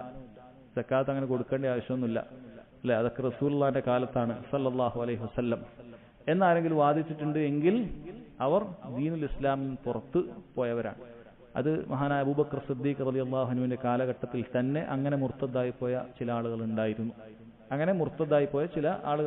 നബി സല്ലല്ലാഹു അലൈഹി വസല്ലം വഫാത്തിന് ശേഷം ഞങ്ങൾ സക്കാത്ത് നൽകുകയില്ല എന്നവർ വാദിക്കുകയുണ്ടായി. അബൂബക്കർ സിദ്ദീഖ് റളിയല്ലാഹു അൻഹു അവരോട് യുദ്ധം ചെയ്തിട്ടാണ് അവരുടെ സക്കാത്തിന്റെ സമ്പത്ത് വാങ്ങിയത്. ഇസ്ലാമിക ഭരണാധികാരിക്ക് അതിനുള്ള അധികാരമുണ്ട്, അദ്ദേഹം ഭരണാധികാരിയാണ്. അപ്പൊ അങ്ങനെയാണ് സംഭവിച്ചിട്ടുള്ളത്. അവരൊട്ടകത്തിന്റെ ഒരു മൂക്കുകയറാണ് സക്കാത്തായി നൽകാറുണ്ടായിരുന്നത് എങ്കിൽ, അത്ര നിസ്സാരമായ സക്കാത്താണെങ്കിൽ അത് ഞാൻ അവരിൽ നിന്ന് വാങ്ങിക്കും എന്ന് മഹാനായ സഹാബി അബൂബക്കർ സിദ്ദീഖ് റളിയല്ലാഹു അൻഹുമ അദ്ദേഹം പറഞ്ഞതായി കാണാൻ സാധിക്കും. അപ്പോ ഇനി ആരെങ്കിലും അങ്ങനെ സക്കാത്ത് കൊടുക്കാതിരുന്നാൽ അവൻ ദീനുൽ ഇസ്ലാമിൽ പുറത്തു പോയിരിക്കുന്നു. ഇനി ആരെങ്കിലും മടിയനായിക്കൊണ്ട് അല്ലെങ്കിൽ പിശുക്കനായിക്കൊണ്ട് സക്കാത്ത് കൊടുക്കാതിരുന്നാൽ അത് വളരെ കഠിനമായ ശിക്ഷയാണ് അതിനുള്ളത്. ഒരാൾ പിശുക്ക് കാരണത്താൽ അല്ലെങ്കിൽ അതിലേക്ക് ശ്രദ്ധ തിരിക്കുന്നില്ല, അതിന്റെ കച്ചവടം തന്നെ കച്ചവടം, സക്കാത്തൊന്നും നോക്കാൻ സ്റ്റോക്ക് ഒന്നും എടുക്കാൻ സമയമില്ല, അത്രക്ക് ഭയങ്കര കച്ചവടം എന്നാണ് പറയുന്നത്. അങ്ങനെ സക്കാത്ത് കൊടുക്കുന്നില്ല. അല്ലാഹു സുബ്ഹാനഹു വ തആല പറഞ്ഞത് വല്ലദീന യക്നിസൂന അസ്സഹബ വൽ ഫിദ്ദ, ആരെങ്കിലും സ്വർണവും വെള്ളിയും നിക്ഷേപമായി വെക്കുന്നു, വലാ യുൻഫിഖൂന ഫീ സബീലില്ലാഹ്, അള്ളാഹുവിന്റെ മാർഗത്തിൽ അവൻ ചെലവഴിക്കുന്നില്ല എങ്കിൽ വബശ്ശിർഹും ബിഅദാബിൻ അലീം, വേദനയേറിയ ശിക്ഷ നബി അവന് സന്തോഷ വാർത്ത അറിയിക്കുക എന്നാണ് അല്ലാഹു തആല പറഞ്ഞത്. യൗമ യുഹ്മാ അലൈഹാ ഫീ നാരി ജഹന്നം ഫതുഖ്വാ ബിഹാ ജിബാഹുഹും വജുനൂബുഹും വദുഹൂറുഹും ഹാദാ മാ കനസ്തും ലിഅൻഫുസികും ഫദൂഖൂ മാ കുൻതും തക്നിസൂൻ. അല്ലാഹു സുബ്ഹാനഹു വ തആല അന്ത്യനാളിൽ അത് നരകത്തിൽ വെച്ചുകൊണ്ട് ഈ അവരുണ്ടാക്കിയ സമ്പത്തെല്ലാം തന്നെ അവരുടെ നെറ്റിയിലും മുതുകത്തും പാർശ്വങ്ങളിലും വെച്ചുകൊണ്ട് അവരെ കത്തിയിരിക്കുന്നതാണ്. എന്നിട്ട് അവരോട് പറയും ഹാദാ മാ കനസ്തും ലിഅൻഫുസികും, നിങ്ങൾ ദുനിയാവിൽ കുറേ സമ്പത്ത് ഉണ്ടാക്കിയിട്ടില്ലേ, അത് തന്നെയാണ്, അതിനെ കൊണ്ട് തന്നെയാണ് നിന്നെ ശിക്ഷിക്കുന്നത്. ഫദൂഖൂ മാ കുൻതും തക്നിസൂൻ, അതുകൊണ്ട് നീ സമ്പാദിച്ചുണ്ടാക്കിയ ഈ വിഷയം അത് നീ ആസ്വദിച്ചുള്ളൂ, അത് ശിക്ഷയായി മാറുകയാണ്. അപ്പൊ ദുനിയാവിൽ അല്ലാഹു സുബ്ഹാനഹു വ തആലയുടെ മാർഗത്തിൽ ചിലവഴിക്കാതെ അങ്ങനെ പിടിച്ചുവെച്ച ഈ സമ്പത്തെല്ലാം തന്നെ അല്ലാഹു തആല നാളെ അതുകൊണ്ട് തന്നെ ശിക്ഷിക്കും എന്നാണ് പറഞ്ഞിട്ടുള്ളത്. അൽ ജസാഉ മിൻ ജിൻസിൽ അമൽ എന്ന് പറയുന്ന പോലെ തന്നെ അയാൾ എന്താണോ, അയാൾ എന്തിനു വേണ്ടിയിട്ടാണ് അല്ലാഹു തആലയുടെ ദീനിൽ നിന്നും അവൻ ശുഗലായത്, ആ കാര്യം കൊണ്ട് തന്നെ അല്ലാഹു സുബ്ഹാനഹു വ തആല ശിക്ഷിക്കും. ചില ഹദീസുകളിൽ കാണാൻ സാധിക്കും സക്കാത്ത് കൊടുക്കാത്ത ആളുകൾ അല്ലാഹു തആല അവർക്ക് വേണ്ടി വലിയ 2 പാമ്പുകളെ, സർപ്പങ്ങളെ, അങ്ങേയറ്റം വിഷമുള്ള സർപ്പങ്ങളെ ഒരുക്കി നിർത്തുകയും അങ്ങനെ ആ സർപ്പങ്ങൾ ഇവനെ കടിച്ചുകൊണ്ടേയിരിക്കും, കൊന്നുകൊണ്ടേയിരിക്കും എന്ന് നബി സല്ലല്ലാഹു അലൈഹി വസല്ലം പറഞ്ഞിട്ടുണ്ട്. ഇതിന് ശേഷം ഈ ആയത്താണ് അവിടുന്ന് പാരായണം ചെയ്തത്. ശിക്ഷ ലഭിക്കും എന്ന് പറഞ്ഞത് ഈ രൂപത്തിലൊക്കെ ഉണ്ട് എന്ന് കാണാൻ സാധിക്കും. ഇനി സക്കാത്ത് അല്ലാഹു സുബ്ഹാനഹു വ തആല നിർബന്ധമാക്കിയ ഒരുപാട് ഹിക്മത്തുകളുണ്ട്, എണ്ണിയാൽ ഒടുങ്ങാത്ത ഹിക്മത്തുകൾ കാണാൻ സാധിക്കും. ഒരു സമൂഹത്തിൽ എത്ര വലിയ ഉപകാരങ്ങളാണ് സക്കാത്ത് കൊണ്ടുണ്ടാക്കുന്നത് എന്നുള്ളത് നമുക്ക് കാണാൻ സാധിക്കും. അത് സാമ്പത്തികമായും അതല്ലാതെയും മുസ്ലിമീങ്ങളെ സഹായിക്കലായും ഒരുപാട് അള്ളാഹുവിന്റെ ബറക്കത്ത് ഇറങ്ങുന്ന ഒരു കാര്യമാണ് ഈ നാട്ടിലെ ആളുകൾ സക്കാത്ത് കൃത്യമായി കൊടുക്കുക എന്നുള്ളത്. ആ സക്കാത്ത് കൃത്യമായി കൊടുത്തിട്ടില്ലെങ്കിൽ മഴ പോലും ലഭിക്കുകയില്ല. മഴ ലഭിക്കാത്തതിന്റെ ഒരു കാരണമായി പറയുന്നത് ആ നാട്ടിലുള്ള മുസ്ലിമീങ്ങൾ സക്കാത്ത് കൊടുക്കാത്തത് കൊണ്ടാണ് എന്നാണ്. സക്കാത്ത് കൊടുക്കാത്തത് കൊണ്ടാണ് മഴ കുറയുന്നത് എന്ന് ഹദീസിലൊക്കെ നമുക്ക് കാണാൻ സാധിക്കും. അങ്ങനെ ഒരുപാട് വിഷയങ്ങൾ സക്കാത്തുമായി നമ്മൾ മനസ്സിലാക്കേണ്ടതുണ്ട്. നമ്മൾ ഹദീസിലേക്ക് പ്രവേശിക്കുകയാണ്. സക്കാത്തിന്റെ ഒന്നാമത്തെ ഹദീസ് عن عبد الله بن عباس رضي الله عنهما قال قال رسول الله صلى الله عليه وسلم لمعاذ بن جبل حين بعثه الى اليمن. ഈ ഹദീസ് റിവായത്ത് ചെയ്യുന്ന അബ്ദുല്ലാഹി ബിൻ അബ്ബാസ് ആണ്. നമുക്കൊക്കെ അറിയാം നബി സല്ലല്ലാഹു അലൈഹി വസല്ലമയുടെ ഉപ്പയുടെ സഹോദരനാണ് അബ്ബാസ്. ആ അബ്ബാസിന്റെ മകനാണ് അബ്ദുല്ലാഹി ബിൻ അബ്ബാസ്. നബി സല്ലല്ലാഹു അലൈഹി വസല്ലം അല്ലാഹുവിനോട് അദ്ദേഹത്തിന് ഹിക്മത്ത് പഠിപ്പിച്ചു കൊടുക്കാൻ, ദീനിൽ ഫിഖ് ഉണ്ടാകാൻ പ്രാർത്ഥിച്ചിട്ടുണ്ട്. അല്ലാഹു തആല അത് ഉത്തരം ചെയ്തു എന്നുള്ളത് നമുക്ക് പിന്നീട് കാണാൻ സാധിക്കും. നബി സല്ലല്ലാഹു അലൈഹി വസല്ലം വഫാത്താകുമ്പോൾ അബ്ദുല്ലാഹി ബിൻ അബ്ബാസ് റളിയല്ലാഹു അൻഹുക്ക് വെറും 13 വയസ്സാണ്. കുട്ടികളൊക്കെ ഓർക്കേണ്ടായിരുന്നു, വെറും 13 വയസ്സാണ്. നബി സല്ലല്ലാഹു അലൈഹി വസല്ലം വഫാത്താകുമ്പോൾ അബ്ദുല്ലാഹി ബിൻ അബ്ബാസ് റളിയല്ലാഹു അൻഹുക്കുള്ളത്. അദ്ദേഹം 71 വയസ്സുവരെ ജീവിച്ചിട്ടുണ്ട്. ഹിജ്റ 68 അദ്ദേഹം മരണപ്പെടുന്നത് കാണാൻ സാധിക്കും. തായിഫിലാണ് അദ്ദേഹം മരണപ്പെട്ടത്. അദ്ദേഹം ആ പ്രാർത്ഥന അല്ലാഹു സ്വീകരിച്ചത്. പിന്നീട് അദ്ദേഹം ഹബ്റുൽ ഉമ്മ, ഈ ഉമ്മത്തിലെ ഏറ്റവും വലിയ പണ്ഡിതൻ, തർജുമാനുൽ ഖുർആൻ, ഇതേപോലുള്ള പേരുകൾ പണ്ഡിതന്മാർ പറഞ്ഞിട്ടുണ്ട്. മഹാന്മാരായ വലിയ കിബാറുകളായ സഹാബികൾ, ഉമർ ഇബ്നുൽ ഖത്താബ് റളിയല്ലാഹു അൻഹുവിനെ പോലെയുള്ള സഹാബികൾ തന്നെ അദ്ദേഹത്തെ എപ്പോഴും പുകഴ്ത്തുമായിരുന്നു. വലിയ വലിയ പണ്ഡിതന്മാരുടെ സദസ്സുകളിൽ, സഹാബത്തിന്റെ സദസ്സിൽ ചെറിയ കുട്ടിയായ അബ്ദുല്ലാഹി ബിൻ അബ്ബാസ് റളിയല്ലാഹു അൻഹുമെ ഇരുത്തുമായിരുന്നു എന്നൊക്കെ നമുക്ക് കാണാൻ സാധിക്കും. നബി സല്ലല്ലാഹു അലൈഹി വസല്ലം പ്രാർത്ഥന അല്ലാഹു തആല സ്വീകരിച്ചതാണ്. എന്താണ് ഈ ഹദീസിലുള്ളത്? ഖാല റസൂലുള്ളാഹി സ്വല്ലല്ലാഹു അലൈഹി വസല്ലം ലിമുആദ് ബിൻ ജബൽ ഹീന ബഅസഹു ഇലൽ യമൻ. അബ്ദുല്ലാഹി ബിൻ അബ്ബാസ് പറയാണ്, മുആദ് ബിൻ ജബൽ റളിയല്ലാഹു അൻഹുവിനെ യമനിലേക്ക് നബി സല്ലല്ലാഹു അലൈഹി വസല്ലം അയച്ച സമയത്ത് പറഞ്ഞ ചില കാര്യമാണ്. മുആദ് ബിൻ ജബൽ അദ്ദേഹം അൻസാരിയായ ഖസ്റജി ഗോത്രത്തിൽപ്പെട്ട സഹാബിയാണ്. നബി സല്ലല്ലാഹു അലൈഹി വസല്ലം ബദർ മുതൽ ഇങ്ങോട്ടുള്ള മുഴുവൻ യുദ്ധത്തിലും പങ്കെടുത്ത ആളാണ്. ആ മുആദ് യമനിലേക്ക് പോയതിനു ശേഷം പിന്നീട് നബി സല്ലല്ലാഹു അലൈഹി വസല്ലമയെ കണ്ടിട്ടില്ല. ആ രൂപത്തിലാണ് നബി സല്ലല്ലാഹു അലൈഹി വസല്ലം വസിയത്ത് കൊടുത്തത് എന്ന് നമുക്ക് ഹദീസിൽ കാണാൻ സാധിക്കും. നീ ഇനി വരുമ്പോൾ എന്റെ ഖബറിന്റെ അരികിലൂടെ ആയിരിക്കും നീ ഒരു പക്ഷെ പോകുക എന്നൊക്കെ രൂപത്തിൽ നബി സല്ലല്ലാഹു അലൈഹി വസല്ലം അദ്ദേഹത്തിന് ഒരുപാട് വസിയത്തുകൾ കൊടുത്തു എന്ന് കാണാൻ സാധിക്കും. നബി സല്ലല്ലാഹു അലൈഹി വസല്ലം മുആദിനെ റളിയല്ലാഹു അൻഹു യമനിലേക്ക് ദഅവത്തിന് വേണ്ടി പറഞ്ഞയക്കുകയാണ്. കാരണം യമൻ അന്ന് ഫത്ഹായിട്ടില്ല, യമൻ ഇസ്ലാമിക രാജ്യമായിരുന്നില്ല, യമനിൽ അന്ന് നസാറാക്കളാണുള്ളത്. അങ്ങനെ മുആദിനെ ദഅവത്തിന് വേണ്ടി പറഞ്ഞയക്കുകയാണ്. മുആദ് റളിയല്ലാഹു അൻഹുവിനെ അയച്ചത് അദനിലാണ് എന്ന് കാണാൻ സാധിക്കും. അബൂ മൂസൽ അശ്അരി റളിയല്ലാഹു അൻഹു സൻഅയിലേക്കാണ്. യമനിലെ 2 സ്ഥലങ്ങളാണ്. അവിടേക്കാണ് നബി സല്ലല്ലാഹു അലൈഹി വസല്ലം അയച്ചത് എന്ന് കാണാൻ സാധിക്കും. പിന്നീട് അബൂബക്കർ റളിയല്ലാഹു അൻഹുവിന്റെ ഖിലാഫത്തിന്റെ സമയത്താണ് മുആദ് തിരിച്ചെത്തുന്നത്. പിന്നീട് ഉമർ റളിയല്ലാഹുവിന്റെ കാലഘട്ടത്തിൽ ഉമർ റളിയല്ലാഹുവിനെ ഷാമിലേക്ക് പറഞ്ഞയക്കുകയുണ്ടായി. പിന്നീട് ഷാമിൽ അവിടെ ഒരു പ്ലേഗ് രോഗം, അംവാസിൽ വന്ന ഒരു പ്ലേഗ് രോഗത്തിലാണ് മുആദ് ബിൻ ജബൽ റളിയല്ലാഹു അൻഹു അദ്ദേഹത്തിന്റെ 34-ാമത്തെ വയസ്സിൽ മരണപ്പെടുന്നത് എന്ന് കാണാൻ സാധിക്കും. ഇപ്പോൾ മുആദ് ബിൻ ജബൽ റളിയല്ലാഹു അൻഹുവിനെ യമനിലേക്ക് പറഞ്ഞയക്കുന്നു. എന്നിട്ട് പറഞ്ഞു, ഇന്നക സതഅതി ഖൗമൻ അഹ്ല കിതാബ്, നീ അഹ്ലു കിതാബിന്റെ അടുക്കലേക്കാണ് പോകുന്നത്. എന്തുകൊണ്ടാണ് ഇത് പറയുന്നത്? പണ്ഡിതന്മാർ ഇത് ഒരുപാട് ഫായിദ പറഞ്ഞിട്ടുണ്ട്. കാരണം നമ്മൾ ആർക്കാണ് ദഅവത്ത് നടത്തുന്നത്, ആരോടാണ് സംസാരിക്കുന്നത് എന്നുള്ളത് വളരെ വ്യക്തമായി അറിയേണ്ടതുണ്ട്. എല്ലാ ആളുകളോടും ഒരേപോലെ അല്ല സംസാരിക്കേണ്ടത്. ആരോടാണ് സംസാരിക്കുന്നത്? അഹ്ലുൽ കിതാബിനോട് സംസാരിക്കുന്നത് പോലെയല്ല. നമ്മൾ മുസ്ലിമീങ്ങളായ ആളുകൾക്ക് ദഅവത്ത് നടത്തുമ്പോൾ സംസാരിക്കുക, മാറ്റം ഉണ്ടാവും. യുക്തിവാദികളോട് സംസാരിക്കുന്ന പോലെ ആയിരിക്കില്ല. അതല്ലാത്ത സാധാരണ ദീനിൽ നിന്ന് പിഴച്ചുപോയ മറ്റ് വിഭാഗത്തോട് സംസാരിക്കുന്നു. ഓരോരുത്തരും അവരോട് സംസാരിക്കേണ്ട രീതി, കാര്യങ്ങൾ ഒരുങ്ങേണ്ടതുണ്ട്. ഇപ്പൊ ഒരു ദായി അതിനുവേണ്ടി ഒരുങ്ങേണ്ടതുണ്ട്. അതിനാണ് നബി സല്ലല്ലാഹു അലൈഹി വസല്ലം വ്യക്തമായി ഇത് പറഞ്ഞു കൊടുത്തത് എന്ന് പണ്ഡിതന്മാർ വിശദീകരിച്ചിട്ടുണ്ട്. ഇന്നക സതഅതി ഖൗമൻ അഹ്ല കിതാബ്, നീ അഹ്ലു കിതാബിന്റെ അടുത്ത്. കിതാബ് ഇറങ്ങിയ ആളാണ്, മക്കയിലെ മുശ്രിക്കുകളെ പോലത്തെ ജാഹിലീങ്ങളല്ല. കിതാബ് ഇറങ്ങിയതുകൊണ്ട് തന്നെ ശരീഅത്തിന്റെ പല നിയമങ്ങളും അവർക്ക് അറിയുണ്ടാകും. അപ്പൊ ആ രൂപത്തിൽ ഒരുങ്ങി നമ്മൾ കാര്യങ്ങൾ പറയണം. അവരുടെ അടുത്ത് പല തെളിവുകളും അവരുടെ അടുത്തുണ്ടാവും. അപ്പൊ അതിന് കവച്ചു വെക്കാൻ പറ്റുന്ന തെളിവുകളും നമ്മുടെ കയ്യിൽ ഉണ്ടാകണം എന്നർത്ഥം. فإذا جئتهم فادعوهم إلى أن يشهدوا أن لا إله إلا الله وأن محمد رسول الله.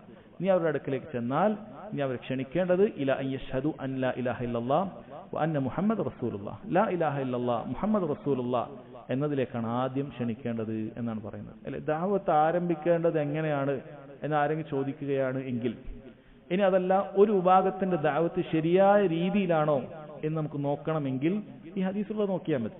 അവരാദ്യം ഏത് കാര്യത്തിലേക്കാണ് ക്ഷണിക്കുന്നത്, അവരാദ്യം ഏത് കാര്യത്തിലേക്ക് ക്ഷണിക്കുന്നു നോക്കിയാൽ മതി.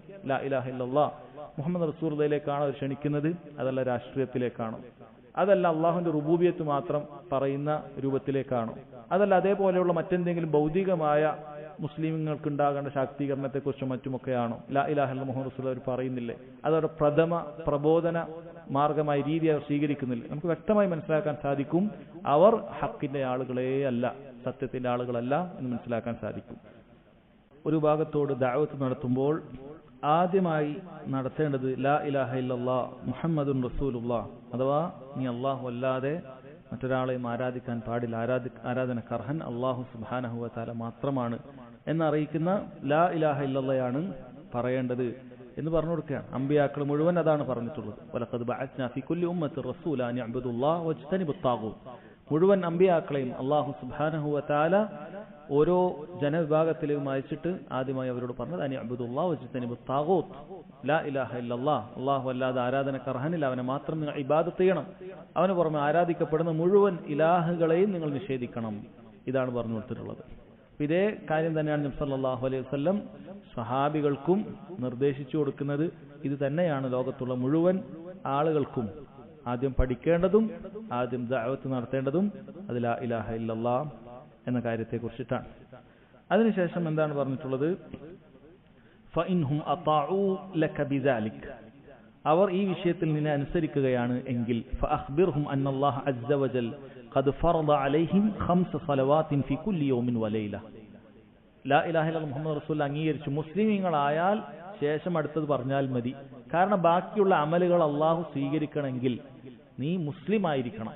മുസ്ലിം അല്ലാത്തവനോട് നമ്മൾ നിസ്കരിക്കാൻ കൽപ്പിക്കുകയില്ല, സക്കാത്ത് കൊടുക്കാൻ കൽപ്പിക്കുകയില്ല, റമളാനിൽ നോമ്പെടുക്കാൻ കൽപ്പിക്കുകയില്ല, കാബയിലേക്ക് നമ്മൾ പ്രവേശിപ്പിക്കുകയുമില്ല. പക്ഷെ അതിന്റെ അർത്ഥം അവർക്കിതൊന്നും ചെയ്യേണ്ടതില്ല എന്നുള്ളതല്ല, മറിച്ച് അവർക്കിതെല്ലാം ബാധ്യതയാണ്. ഇതൊക്കെ ഉപേക്ഷിക്കുന്നതിന്റെ പേരിൽ അവർക്ക് ശിക്ഷ നാളെ ഉണ്ട്. മുസ്ലിമിന് ഉപേക്ഷിച്ചാൽ ശിക്ഷ കിട്ടുമെങ്കിൽ കാഫിറിന് എന്തായാലും ഉണ്ട്. പക്ഷെ അവൻ ചെയ്താൽ അള്ളാഹു സ്വീകരിക്കുമോ? ഇല്ല. അപ്പൊ അവൻ എന്ത് ചെയ്യണം? അവൻ ലാ ഇലാഹ ഇല്ലല്ലാഹ് മുഹമ്മദ് റസൂലുള്ളാഹ് അംഗീകരിക്കണം. അത് അംഗീകരിച്ചിട്ട് എന്ത് ചെയ്യണം? നിസ്കരിക്കണം. അപ്പൊ ബാങ്ക് കൊടുക്കുമ്പോൾ പല ആൾക്കാരും മസ്ജിദിൽ വരാറില്ല, നിസ്കരിക്കാറില്ല. മുസ്ലിം മസ്ജിദിലേക്ക് വരില്ല, നിസ്കരിക്കാറില്ല. അങ്ങനത്തെ ആൾക്കാരുണ്ടല്ലോ, അവർക്ക് ശിക്ഷ കിട്ടൂലേ? കിട്ടും. അപ്പൊ അതിന്റെ അപ്പുറത്ത് അമുസ്ലിമീങ്ങളായ ആളുകളും ബാങ്ക് കേട്ടിട്ട് മസ്ജിദിലേക്ക് വന്ന് നിസ്കരിക്കുന്നില്ലല്ലോ? ഇല്ല, അവർക്കും ശിക്ഷയുണ്ട്. എന്നാൽ അവർ മസ്ജിദിലേക്ക് വന്ന് നിസ്കരിച്ചാൽ അള്ളാഹു സ്വീകരിക്കുമോ? ഇല്ല. അവർ മുസ്ലിമായി അവർ മസ്ജിദിൽ നിസ്കരിക്കണം. കാരണം ഈ ബാങ്കൊക്കെ വിളിക്കുന്നത് എല്ലാവർക്കുമുള്ള വിളിയാണ്, എല്ലാവർക്കുള്ള വിളിയാണ്. ഇത് എല്ലാവർക്കെതിരെയുമുള്ള സാക്ഷ്യമാണ് എന്ന് മനസ്സിലാക്കുക. എല്ലാവർക്കുമുള്ള ദീനാണ് അല്ലാഹു സുബ്ഹാനഹു വ തആലയുടെ ദീൻ. അപ്പോൾ അവരത് അനുസരിക്കുകയാണ് എങ്കിൽ അവരോട് അടുത്തതായി പറയേണ്ടത് ഫഅഖ്ബിർഹും, നീ അവരെ അറിയിക്കുക, അന്നല്ലാഹു അസ്സ വജൽ ഫറദ അലൈഹിം 5 സ്വലവാത്തിൻ ഫി കുല്ലി യൗമിൻ വലൈല, അല്ലാഹു ദിനേന 5 നിസ്കാരങ്ങൾ നിർബന്ധമാക്കിയിട്ടുണ്ട് എന്ന കാര്യം അറിയിക്കുക എന്നുള്ളതാണ്. അപ്പോ ലാ ഇലാഹ ഇല്ലല്ലാഹ് മുഹമ്മദ് റസൂലുള്ളാഹി അംഗീകരിച്ചാലേ അവൻ നിസ്കരിച്ചിട്ട് കാര്യമുള്ളൂ എന്ന് കിട്ടിയല്ലോ. കാരണം അതിനുശേഷം മാത്രമാണ്, അതനുസരിക്കുകയും മാത്രമാണ് ഈ കാര്യം പറഞ്ഞു കൊടുക്കാൻ പറയുന്നത്. അപ്പോൾ ചില ആളുകളാണ് നമ്മുടെ നാട്ടിൽ ഈ ലാ ഇലാഹ ഇല്ലല്ലാഹ് പഠിക്കാത്ത ആളുകളോട് പോയിട്ട് നിങ്ങൾ മസ്ജിദിലേക്ക് വരും, നിസ്കരിക്കുക അല്ലെ, അങ്ങനെയാണ് അവരുടെ ദഅവത്ത്. നമ്മുടെ നാട്ടിലെ ജമാഅത്ത് തബ്ലീഗ് എന്ന് പറയുന്ന ഒരു പിഴച്ച പ്രസ്ഥാനമുണ്ട്. അവരുടെ ദഅവത്തിന്റെ രീതി അങ്ങനെയാണ്. ഖബറിന്റെ അടുക്കൽ പോയി സുജൂദ് ചെയ്യുന്നവനെ, ഉറുക്ക് കെട്ടിയവനെ, ഏലസ് കെട്ടിയവനെ, അങ്ങനെയുള്ള സകല രൂപത്തിലുള്ള ശിർക്ക് ചെയ്യുന്ന ആളുകളായാലും അതൊന്നും പറഞ്ഞു കൊടുക്കൂല. ഉറുക്ക് കെട്ടിയാൽ അവന്റെ നിസ്കാരം സ്വീകരിക്കപ്പെടാതിരിക്കുകയില്ല, കാരണം അത് ശിർക്കുൻ അക്ബർ അല്ല. ശരി, അവൻ അള്ളാഹു അല്ലാത്ത ആളുകൾ വിളിച്ചു പ്രാർത്ഥിക്കുന്നവനായിരിക്കും, സഹായം തേടുന്നവനായിരിക്കും, ഇസ്തിഗാസ നടത്തുന്നവനായിരിക്കും. ഇവന്റെ അവസ്ഥ എന്താണ്? ഇവൻ ഷിർക്കാണ് ചെയ്തുകൊണ്ടിരിക്കുന്നത്, ദീനിൽ നിന്ന് പുറത്തു വന്ന് ഷിർക്കാണ് ചെയ്തുകൊണ്ടിരിക്കുന്നത്. അപ്പൊ അവന്റെ അമലുകൾ സ്വീകരിക്കപ്പെടണമെങ്കിൽ നമ്മൾ അവനെ കൃത്യമായി ആ ഷിർക്കിൽ നിന്ന് താക്കീത് ചെയ്യേണ്ടതുണ്ട്. അതാണ് ആദ്യം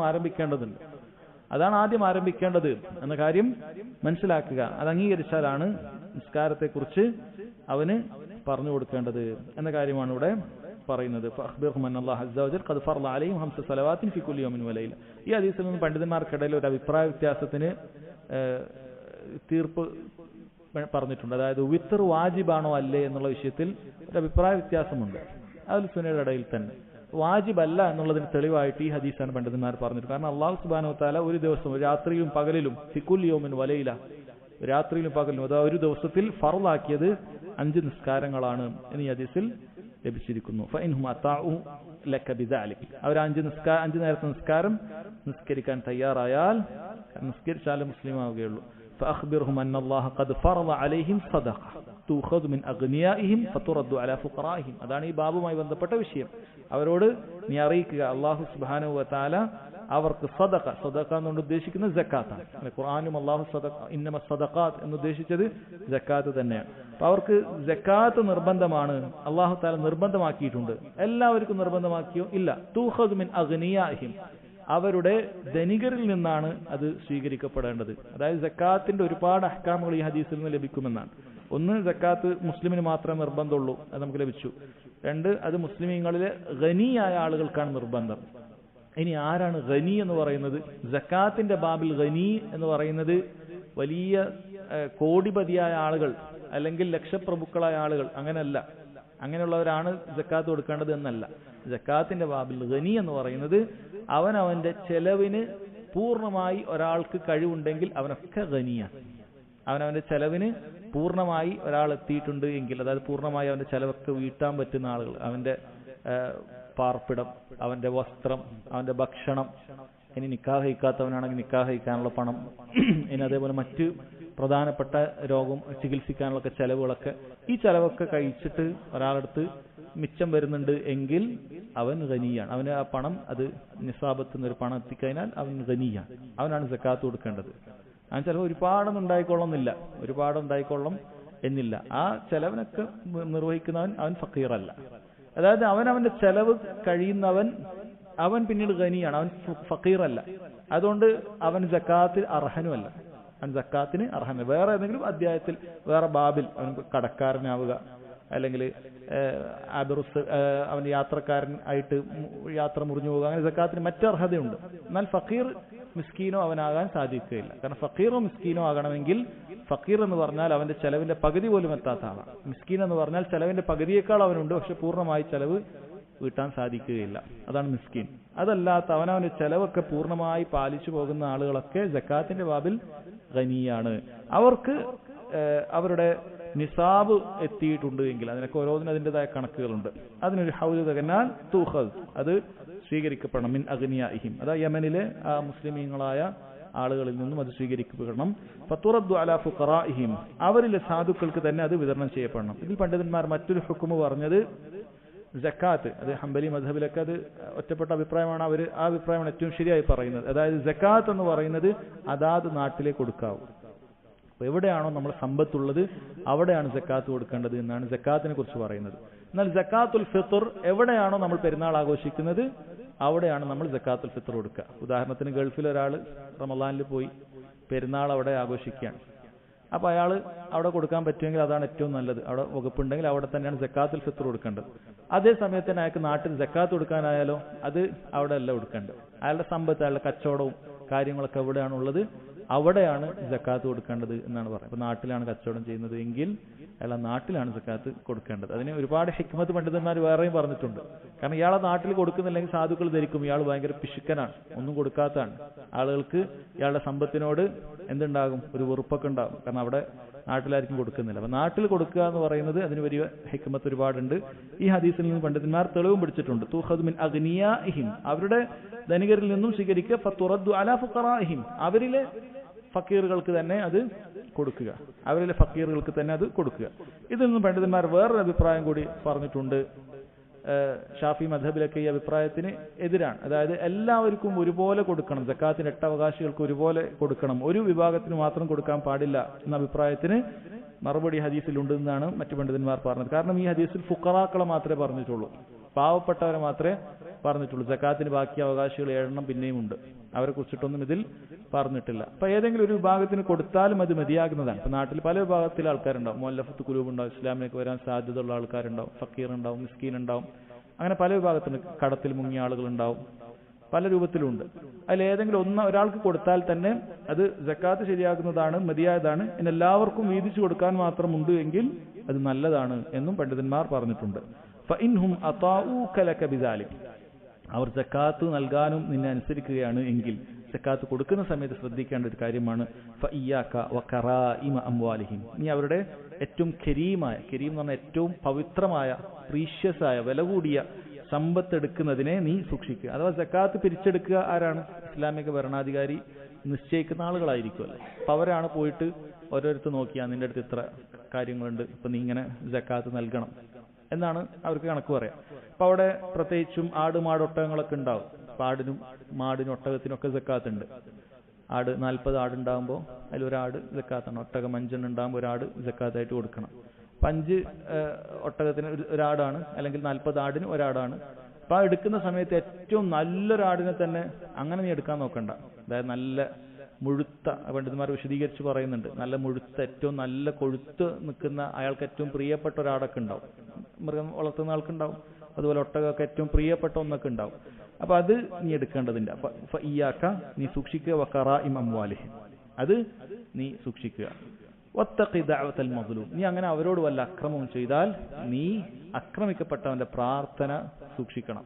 അവൻ ആക്രമിക്കപ്പെട്ടിട്ടുണ്ട് എങ്കിൽ അവൻ പ്രാർത്ഥിക്കും, അത് നീ സൂക്ഷിക്കണം. ഫഇന്നഹു ലൈസ ബൈനഹ വബൈനല്ലാഹി ഹിജാബ്, കാരണം അതിനും അല്ലാഹുവിനുമിടെ ഒരു മറയില്ല. അല്ലാഹു സുബ്ഹാനഹു വ തആല ഉടനെ അത് സ്വീകരിക്കും എന്നാണ് പറയുന്നത്. പണ്ഡിതന്മാർ പറയുന്നത് കാഫിർ ആണെങ്കിൽ പോലും, ഒരു കാഫിറിനോട് നമ്മൾ അനീതി കാണിച്ചു, ഒരു മുസ്ലിം അനീതി കാണിച്ചു, എന്നിട്ട് ആ കാഫിർ അള്ളാഹിനോട് പ്രാർത്ഥിക്കുകയാണ്, പഠിച്ചവനെ ഇവന് എന്തെങ്കിലും ഇത് കൊടുക്കണേ എന്ന് പറഞ്ഞ് പ്രാർത്ഥിച്ചു കഴിഞ്ഞാൽ അല്ലാഹു സുബ്ഹാനഹു വ തആല നീതി ഇഷ്ടപ്പെടുന്നത് കൊണ്ട് അത് സ്വീകരിക്കും എന്ന് പറഞ്ഞത് കാണാൻ സാധിക്കും. അതുകൊണ്ട് ഈ സന്ദർഭത്തിൽ പോലും, സക്കാത്ത് പിരിക്കുന്ന സന്ദർഭത്തിൽ പോലും നിങ്ങൾ ഒരു അനീതി അവിടെ കാണിക്കാൻ പാടില്ല. അതോടൊപ്പം തന്നെ പണ്ഡിതന്മാർ പറഞ്ഞതാണ്, ആ ദുൽമിൽപ്പെട്ട മറ്റൊരു ദുൽമാണ് ഏറ്റവും മോശപ്പെട്ടത് കൊടുത്താൽ അർഹതയുള്ള, സക്കാത്തിന് അർഹതയായ ആളുകളോടുള്ള ദുൽമാണ്. അതുകൊണ്ട് കൊടുക്കുന്ന ആൾ, ചില ഹദീസുകൾ കാണാൻ സാധിക്കും, ഏറ്റവും മോശപ്പെട്ടതും കൊടുക്കാൻ പാടില്ല. ഒരാടുണ്ട്, നമുക്ക് 40 ആടിന് ഒരാടാണ്. അപ്പൊ ഒരാടിങ്ങനെ ചാവാനായി കിടക്കുന്നുണ്ട്, അപ്പൊ ആ ആടിനാ ഇത് സക്കാത്തായിട്ട് എടുത്തോ എന്ന് പറഞ്ഞിട്ട് കൊടുക്കാൻ പാടില്ല. കുറച്ച് വ്യക്തതലായ, മോഡറേറ്റായ, മധ്യമ നിലവാരമുള്ള നല്ലൊരാടിനെ തന്നെ കൊടുക്കാം. ഇനി ആ സക്കാത്ത് കൊടുക്കുന്ന ആൾ ഉദ്ദേശിക്കുകയാണെങ്കിൽ ഏറ്റവും നല്ല സക്കാത്ത് കൊടുക്കാം, അല്ലെ? അത് കൊടുക്കുന്ന ആൾക്ക് അത് കൊടുക്കാം. പക്ഷെ എടുക്കുന്ന ആളോട് പറയാണ് ഞാൻ ഏറ്റവും മുന്തിയത് എടുക്കണ്ട, മറിച്ച് ഒരു നിലവാരത്തിലുള്ളത് എടുത്താൽ മതി എന്ന് പറയുക. ഇൻഷാ അല്ലാഹ് ബാക്കി സക്കാത്തിലുള്ള ഹദീസുകൾ അടുത്ത ക്ലാസ്സിൽ വിശദീകരിക്കാം. وهذا والله تعالى أعلم وصلى الله على نبينا محمد وعلى آله وصحبه وسلم. سبحانك اللهم وبحمدك أشهد أن لا إله إلا أنت أستغفرك وأتوب إليك.